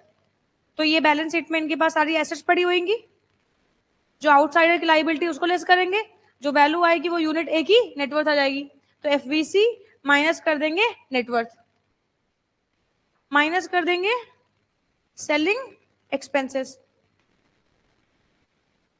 जो अमाउंट आएगा वो क्या कहलाएगा, कैपिटल गेन। अभी लॉन्ग टर्म भी हो तो शॉर्ट टर्म भी हो सकता है। मैम एक बात बताओ यार, इंडेक्सेशन नहीं करोगे, नहीं करेंगे रे, काहे नहीं करोगे, बैलेंस शीट में है। तो अभी आज के टाइम में वो एसेट की क्या वैल्यू होगी, आज के टाइम में लाइबिलिटी कितने वैल्यू के होंगे, उनको आज के डेट में लिखा होगा ना। तो ये केस में फिर इंडेक्सेशन करने की आवश्यकता क्या है, इंडेक्सेशन तो वहां करेंगे जहां पे कल के पैसों की आज की वैल्यू निकालनी हो, और बैलेंस शीट में लिखे हुए तो बैलेंस शीट में तो आज की वैल्यू लिखी होगी, तो इंडेक्सेशन नहीं होगा यहाँ पे। इतनी कहीं समझ में आती है।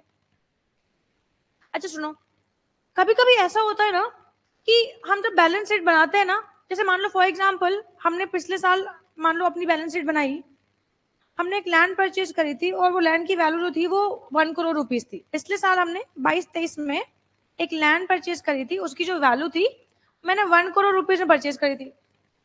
आज 23-24 की अगर मैं बात करूं तो 23-24 में मैंने अपनी जब बैलेंस शीट बनाई तो उस 23-24 इस एसेट को मैंने लिख दिया 1.5 CR।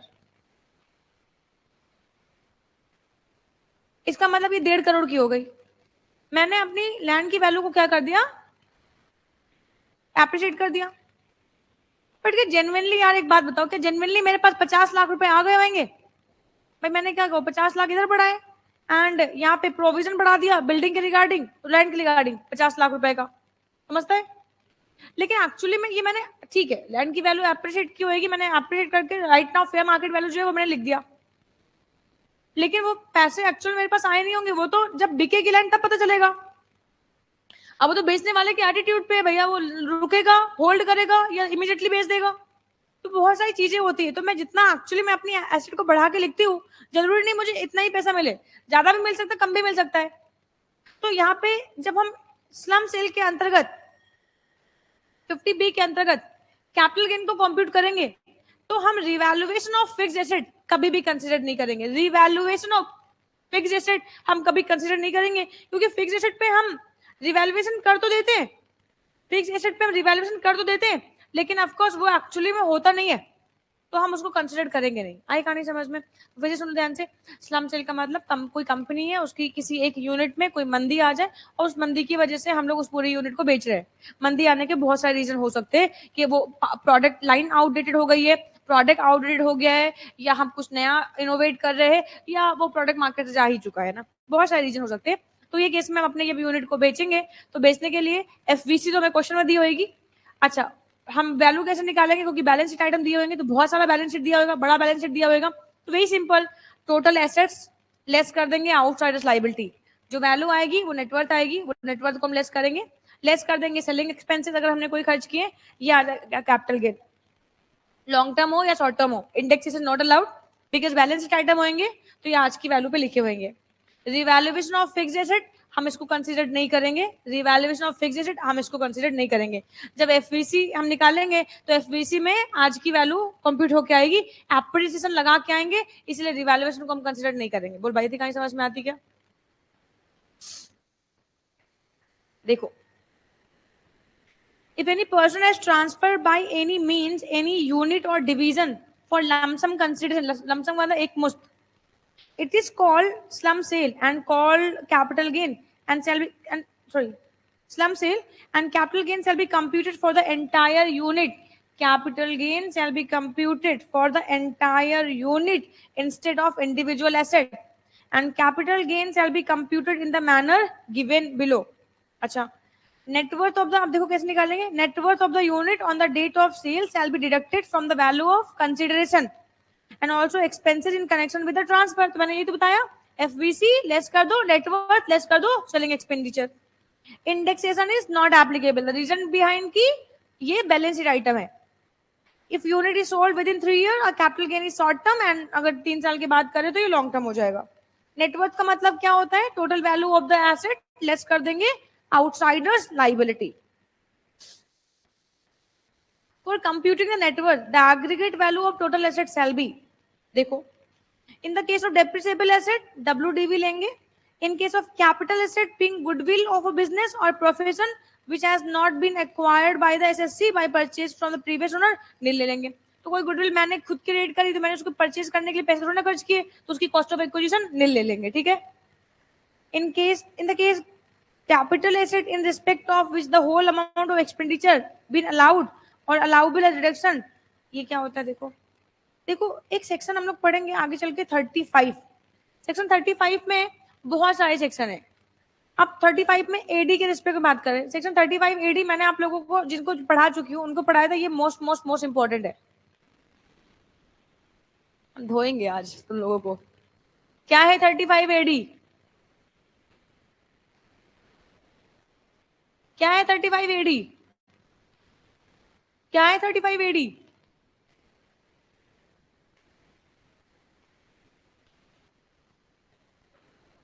थर्टी फाइव एडी क्या है?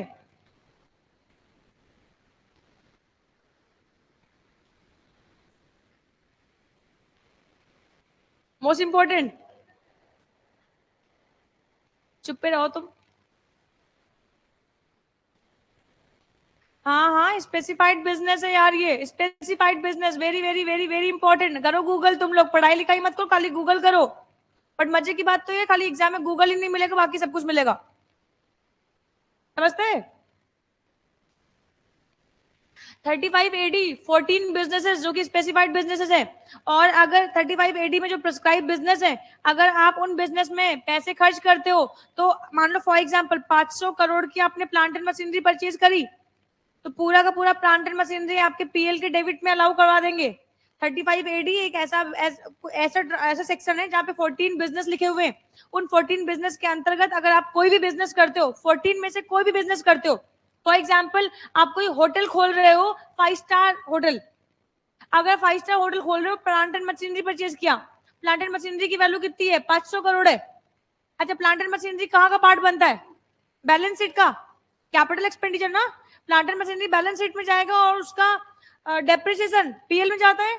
बट 35 एडी एक ऐसा सेक्शन है जहाँ पे जितना भी आपने खर्चा किया हो, सारा का सारा खर्चा, चाहे वो कैपिटल नेचर को चाहे रेवेन्यू नेचर को, पूरा का पूरा अलाउ करवा देंगे. तो ये 500 करोड़ रुपए आपका पूरा का पूरा पीएल में अलाउ करवा देंगे.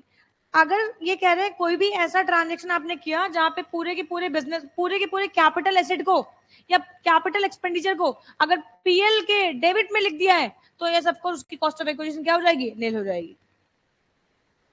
इन case the other asset, book value of such asset लेंगे. While computing net worth, revaluation of asset shall be ignored. तो जब भी हम लोग नेटवर्थ को कंप्यूट करेंगे तो फिक्स एसेट का रिवैल्यूएशन इग्नोर कर देंगे. FVC shall be considered to be the value for which the unit has been sold, or fair market value of the capital assets as on the date of transfer, calculate the prescribed manner whichever is higher. सुनो, पहले तो सिर्फ FVC लेते थे, अभी 2021 में इसमें amendment आ गई है, और चेंज में क्या आया? जितने में बेची है, सेल वैल्यू और fair market value whichever is higher, ये हमारी FVC हुई. 2021 की अमेंडमेंट है. समझा? बोलो हाँ. नहीं समझा? अभी समझाता है.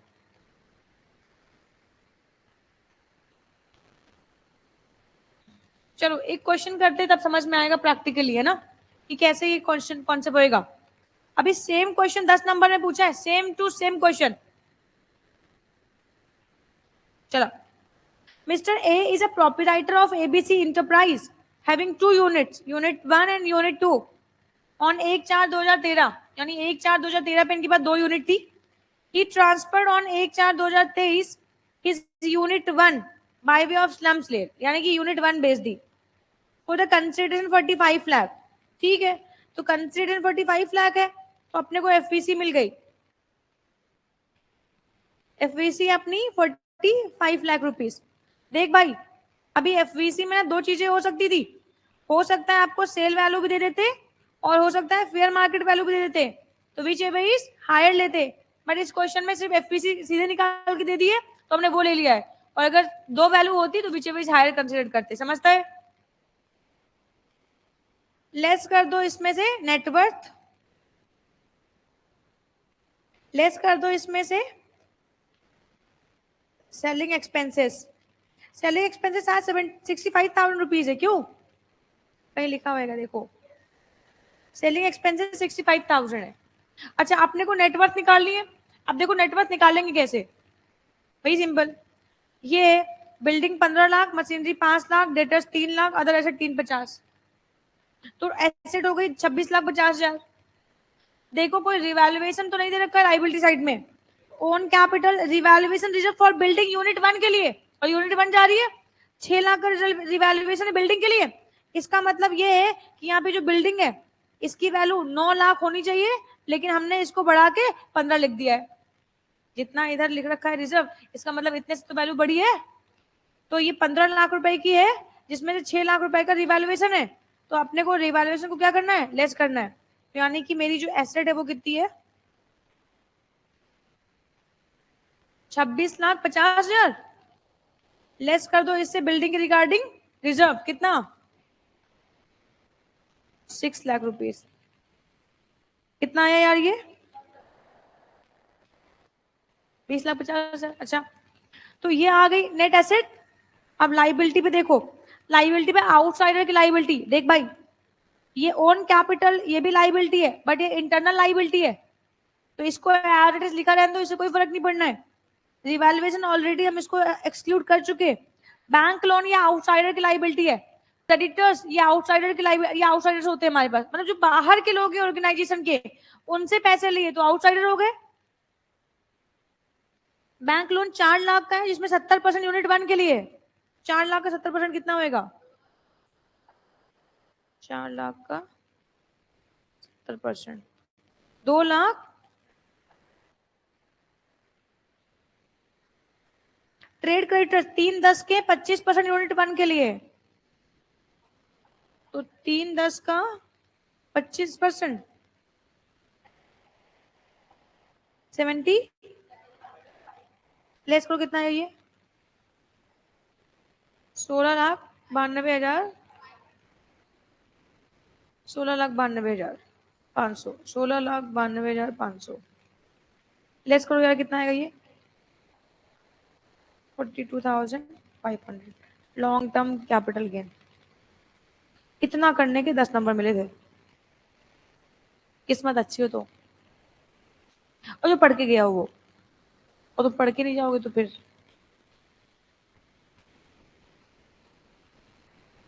समझा कि नहीं समझा, आगे बढ़ू।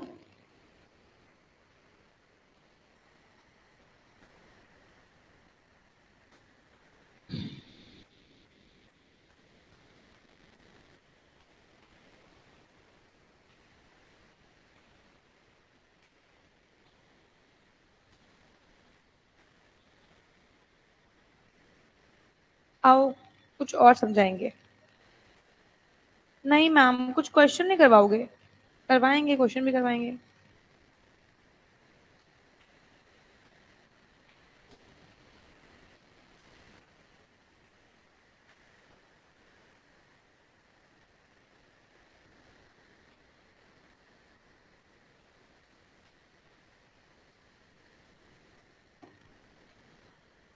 How to see?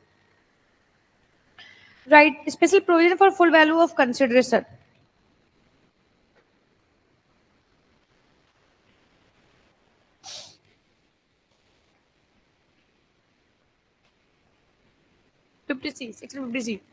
अब सुनने की कहानी ध्यान से यार, यहाँ पे क्या है यार, कभी कभी ऐसा हो जाता है ना कि एक प्रॉपर्टी के कई सारे वैल्यू हो जाते हैं यार।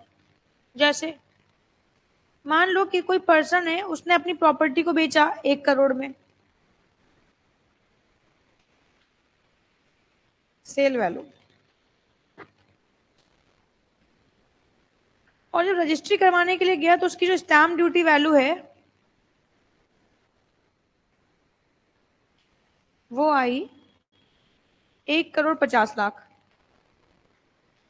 मतलब जेनरली जब उसने सेल करी तो प्रॉपर्टी 1 करोड़ की बिकी, और जो स्टैम्प ड्यूटी वैल्यू थी वो कितनी है, 1.5 करोड़ है। तो भाई अपने को तो स्टैम्प, अभी सरकार क्या कहती है, हम टैक्स किस पे लेंगे? सरकार कहती है कि हम टैक्स लेंगे इस पे विच एवर इज हायर। मतलब जो आपका एफवीसी है ना, वो हम आपका एफवीसी 1 करोड़ नहीं ट्रीट करेंगे, हम आपका एफवीसी ट्रीट करेंगे 1,50,00,000। क्या ऐसा हो सकता है कि एक प्रॉपर्टी हमने बेची हो 1 करोड़ रुपीज में, उसकी स्टैम्प ड्यूटी वैल्यू 1,50,00,000 हो? ऐसा हो सकता है? ऑफकोर्स ऐसा हो सकता है, कोई बहुत बड़ी बात नहीं है। तो हमने प्रॉपर्टी बेची 1 करोड़ में, बट प्रॉपर्टी की स्टैम्प ड्यूटी वैल्यू है 1,50,00,000। तो सरकार कहती है एफवीसी क्या होगी? तो एफवीसी होगी दिस और this whichever is higher. But मान लो for example whichever is higher हमने कर लिया। कभी कभी ऐसा होता है कि विच एवर इज हायर तो हो गया, बट एसएससी ने भिड़ गया। एसएससी ने कहा ऐसा थोड़ा ना होता है, हमने बेची 1 करोड़ में, मतलब जेनविनली किसी ने 1 करोड़ में बेची भाई प्रॉपर्टी किसी ऐसे प्लेस पे जहाँ पे ना मतलब र्यूमर्स है या कोई और प्रॉब्लम अराइज हो रही है। जैसे फॉर एग्जाम्पल कोई पर्सन ने, किसी ने होटल बनाने की कोई प्रॉपर्टी परचेज करी, सामने बहुत बड़ी झुग्गी झोपड़ी है, तो उससे ना प्रॉपर्टी की वैल्यू क्या हो जाती है, थोड़ी सी कम आती है, लोग ट्रेड थोड़ा सा कम होता है।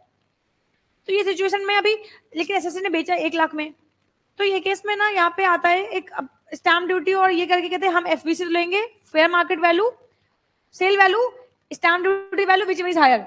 एसएससी भिड़ गया, कह रहा हम नहीं देंगे, हमने 1 करोड़ में बेची है तो हम टैक्स 1 करोड़ पे देंगे। तो अब इस तरीके का अगर कोई विवाद होएगा तो फिर ये केस में एक बंदे को हम अपॉइंट करते हैं जिसको बोलते हैं वैल्यूएशन ऑफिसर, और यहाँ पे वैल्यूएशन ऑफिसर की एंट्री होती है। ये आया वैल्यूएशन ऑफिसर, और वैल्यूएशन ऑफिसर ने कहा कि हम बताएंगे प्रॉपर्टी की वैल्यू कितनी होगी। तो यहाँ पे वैल्यूएशन ऑफिसर ने कहा कि प्रॉपर्टी की वैल्यू होगी 1,35,00,000। तो कहते दिस और this whichever is higher 1,50,00,000। लेकिन अगर वैल्यूएशन ऑफिसर ने बता रहा, अगर ये वैल्यू आई और ये, अगर वैल्यूएशन ऑफिसर आगे बता रहा है कि 1,70,00,000 है, ले हो गई, हमने तुमको बुलाया था कि प्रॉपर्टी वैल्यू कम आको, तुम आए और बता रहे प्रॉपर्टी वैल्यू 1,70,00,000 है। सरकार कहती नहीं, तब तो यही ले लेंगे। और अगर तुमने प्रॉपर्टी की वैल्यू कम बनाई 1,35,00,000, तो कहते हैं कि 1,35,00,000 लेंगे, यानी फॉर्मूला बनाएंगे विच एवर इज लोअर का। तो sale value, stamp duty value whichever is higher, और अगर एसएससी एग्री नहीं कर रहा है तो फिर ये केस में स्टैम्प ड्यूटी वैल्यू, तो वैल्यूएशन ऑफिसर आएगा, उसकी value whichever is lower, और जो होएगी लोअर वो आपकी एफवीसी बन जाएगी। बोल भाई इतनी समझ में आती है? अब सुनो एक और कौन से ध्यान से यार, बड़े बड़े ट्रांजेक्शन में छोटे मोटे बार्गिन होते रहते हैं। तुम लोग भी आते हो, बोलते हो मैम 500 रुपए ऑफ कर लो यार, या 30,000 है तो तुम लोग बोलते 30,700 फीस है तो तुम लोग बोलते 700 रुपए ऑफ कर लो यार। तो 700 तो नहीं ऑफ होंगे, हाँ 200 रुपए से चलो ऑफ कर देते हैं, कोई दिक्कत की बात नहीं, हमारी फैमिली के मेंबर बनने वाले हो तो 200 रुपए हम कम ले लेंगे आपसे। तो बड़े बड़े ट्रांजेक्शन में छोटे मोटे राउंड ऑफ तो होते रहते हैं ना। ठीक वैसे ही यहाँ पे अब कभी कभी मान लो फॉर एग्जाम्पल ऐसा हुआ, प्रॉपर्टी की वैल्यू है 1 करोड़ रुपए,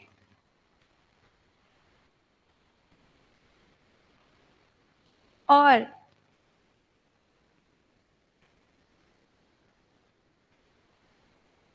ये सेल वैल्यू है, और स्टैम्प ड्यूटी वैल्यू जो हो गई वो कितनी हो गई, मान लो 1,05,00,000 हो गई।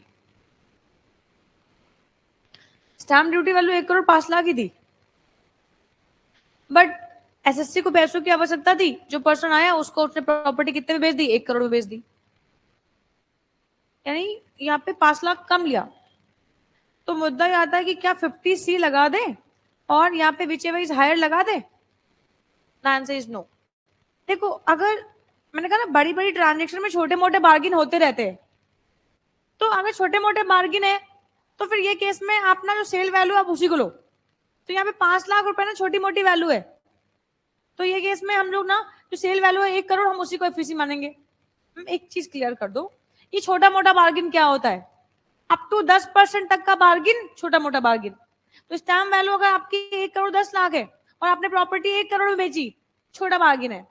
बट अगर स्टैम्प ड्यूटी आपकी 1 करोड़ 10 लाख रुपए और प्रॉपर्टी हम 95 में बेची, तो यस ऑफ कोर्स हम कहेंगे सेल वैल्यू और stamp duty value whichever is higher इसी को मान लेंगे। लेकिन अगर अप टू 10% तक का बार्गिन है तो 10% तक के बार्गिन को हम बार्गिन नहीं मानेंगे। मतलब स्टैम्प ड्यूटी वैल्यू और सेल वैल्यू में अगर 10% का अंतर है तो हम नहीं मानेंगे कोई अंतर है, तो सेल वैल्यू को एफवीसी बना मान लेंगे। लेकिन अगर सेल वैल्यू और एसडीवी के बीच में 10% ज्यादा का अंतर है तो फिर 50C लगाएंगे और विच एवर इज हायर लगाएंगे। और अगर एसएससी को दिक्कत होगी तो फिर ये केस में वैल्यूएशन ऑफिसर को बुला लेंगे। बोल भाई इतनी कहानी समझ में आती है? आई समझ में? देखो क्या कहते हैं 50C। If any person has transferred land or building and stamp duty is up to 110% of the FVC claimed by the SSC, in such case FVC shall be taken into consideration. तो अगर stamp duty value और एफवीसी के बीच में अभी 10% तक का variation है तो कोई दिक्कत की बात नहीं है, तो फुल वैल्यू ऑफ जो सेल वैल्यू है उसी को एफवीसी मान लो। But if stamp duty value is more than 110% of the consideration claimed by the SSC, in that case FVC shall be the stamp duty value. और if देखो stamp duty value है ना, तो क्या सेल वैल्यू और stamp duty, तो stamp duty अगर ज्यादा है तो फिर एफवीसी सेल वैल्यू और एफवीसी विच is higher. If the SC has disputed such amount, assessing officer may refer to the matter to the valuation officer, and value determined by the valuation officer shall be taken into consideration. But if the value determined by the valuation officer is more than the stamp duty value, in that case stamp duty value shall be considered to be FVC. आई बात समझ में? तो वही simple मैंने आपको यहाँ formula बता दिया। फॉर्मूला क्या होगा? Sale stamp duty value which is higher, और अगर इस वैल्यू से अग्री नहीं हो तो यहाँ पे वैल्यूएशन ऑफिसर आएगा, वो वैल्यू बताएगा। तो दिस और this whichever is lower. आई कहानी समझ में? ये लेंगे हम लोग। अच्छा अब एक चीज और,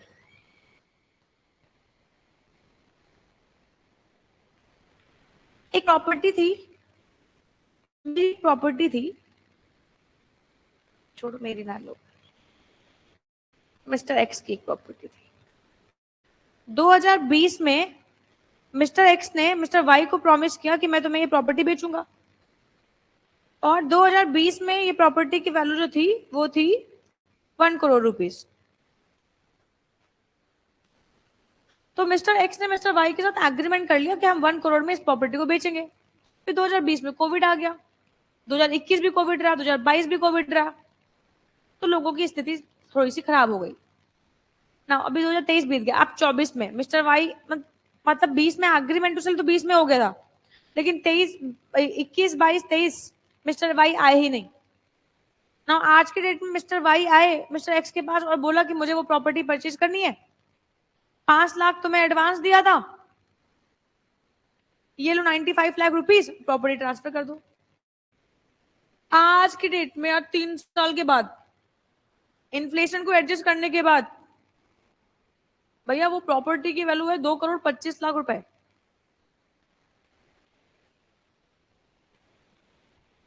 2 करोड़ 25 लाख रुपए कितने में प्रॉमिस किया था? 1 करोड़ में 2020 में। 2024 में मिस्टर वाई आए उस प्रॉपर्टी को परचेज करने के लिए, उस प्रॉपर्टी के लिए 2 crore 25 lakh. Agreement to sell तो हो गया था और प्रॉपर्टी परचेज करने आए 24 में यार, आज की डेट में। तो मुद्दा ये आता है कि यार अब मिस्टर एक्स कौन सी वैल्यू को एफवीसी माने, 1 करोड़ रुपए को या 2.25 सीआर को? तुम बेच दोगे अपनी ये प्रॉपर्टी 1 करोड़ में? हम तुमसे पूछ रहे हैं वो बताओ हाँ या ना। 1 करोड़ की अभी 2.25 करोड़ की प्रॉपर्टी है? नहीं बेचोगे? काहे नहीं बेचोगे? तो 1 करोड़ में नहीं बेचोगे तो तुम क्यों एक्सपेक्ट करो कि मिस्टर एक्स बेच दे? देखो अपने टाइम में ना, अपने टाइम में सारे कानून कानून कैसी तैसी है और दूसरे के टाइम पे कानून याद आते हैं।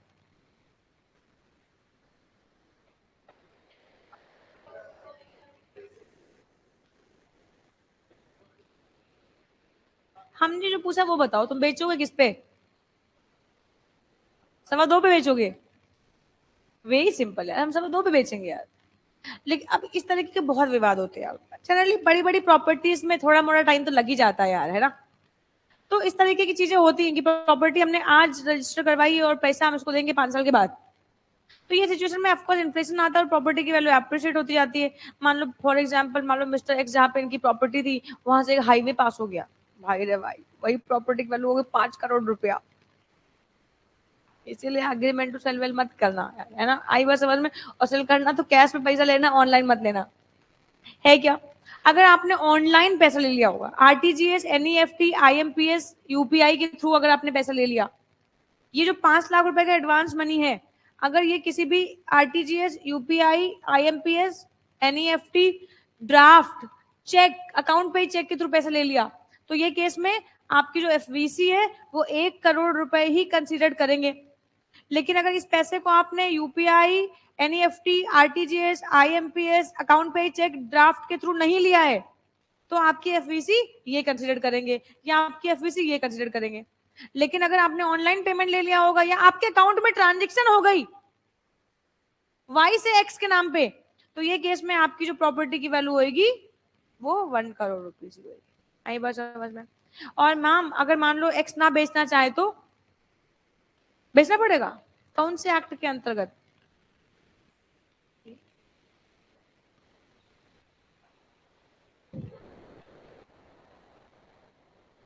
अरे यार, इतने दिन से वही एक्ट पढ़ा रही हूँ यार। स्पेसिफिक रिलीफ एक्ट के अंतर्गत लिपमैन वर्सेस जोनस का केस भी पढ़ाया था यार। शर्म आ रही मुझे तुम लोगों को अपना बच्चा कहते हुए। लिपमैन वर्सेस, ये केस सबने पढ़ रखा है बचपन में, लिफ्टिंग ऑफ कॉर्पोरेट वेल में पढ़ रखा है, लिपमैन वर्सेस जोनस। जाने दो, सब ऐसे ना नीचे कर लेंगे यार। हमें देख के मत कहो यार, तुम्हारे आंख नीचे करने से बेटा क्या हम तुमको चिल्लाएंगे तो तुम्हारे को लगेगा नहीं? समझता है? शर्म नहीं आता तुम लोगों को यार? इतना पढ़ो, अभी वही पढ़ रहा है, करेंटली वही पढ़ रहा है, ये स्पेसिफिक रिलीफ पढ़ रहा है। चुल्लू पर पानी में ऐसे करके डुबकी लगा दो। ए चला, मजे आ रहे हैं इन लोगों को, काहे मुस्कुरा रहे बेटा?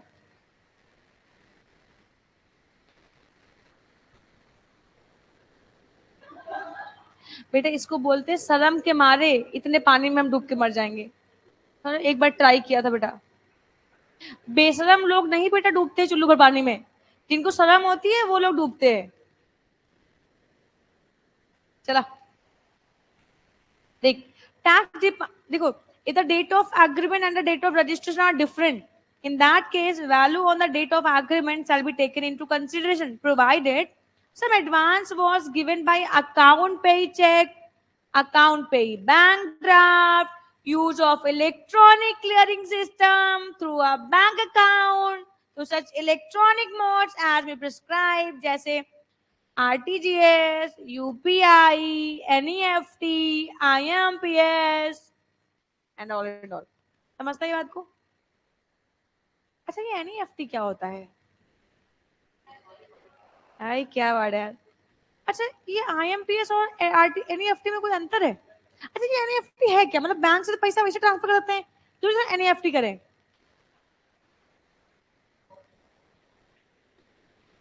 आरटीजीएस होता है। अच्छा अच्छा, इसमें अंतर क्या है? मतलब हम एनईएफटी का ऑप्शन क्यों आया और आईएमपीएस का क्यों आया है?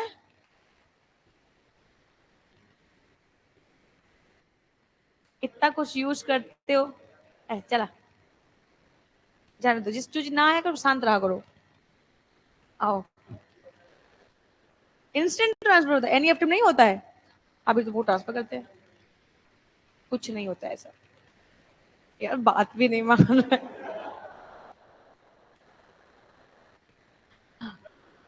बाबू सुनो ना यार, अभी लोग कल पढ़ाए थे इसलिए पूछ रहे हैं बेटा इन लोगों से यार। हम कुछ लोगों को टारगेट कर रहे हैं, कुछ लोगों को जान पूछ रहे हैं, उनको टारगेट कर रहे हैं, उनको शर्म दिला रहे हैं। समझ रहे हो यार? अंतर जो तुम बता रहे हो ये गलत है भाई, इतना समझो।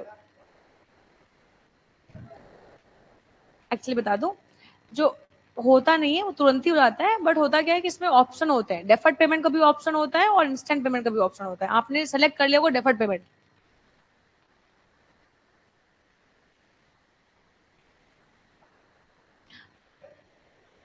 तो तुमने डेफर्ड का ऑप्शन सेलेक्ट कर लिया होगा।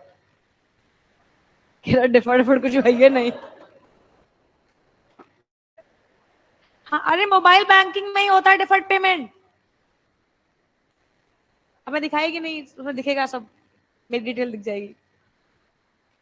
ये कहानी समझ में आई? एफबीसी समझ में आई? चलो इस एग्जांपल में एफबीसी निकाल के दिखाओ, जल्दी से एफबीसी निकाल के दिखाओ, और गलत हुई तो पिट्टी कर दूंगी।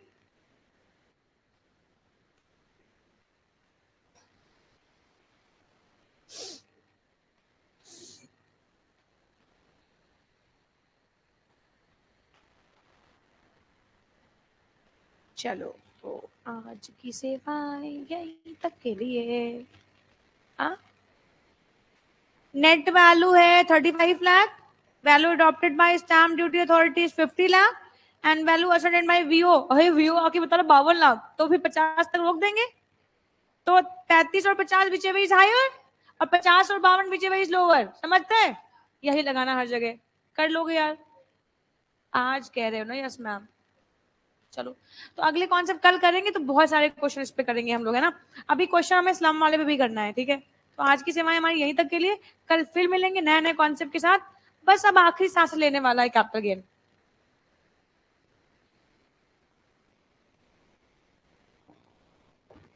बेटा कुछ आज तो जीएसटी का टेस्ट है क्या? जून वाले बच्चों की आज टेस्ट है जीएसटी के।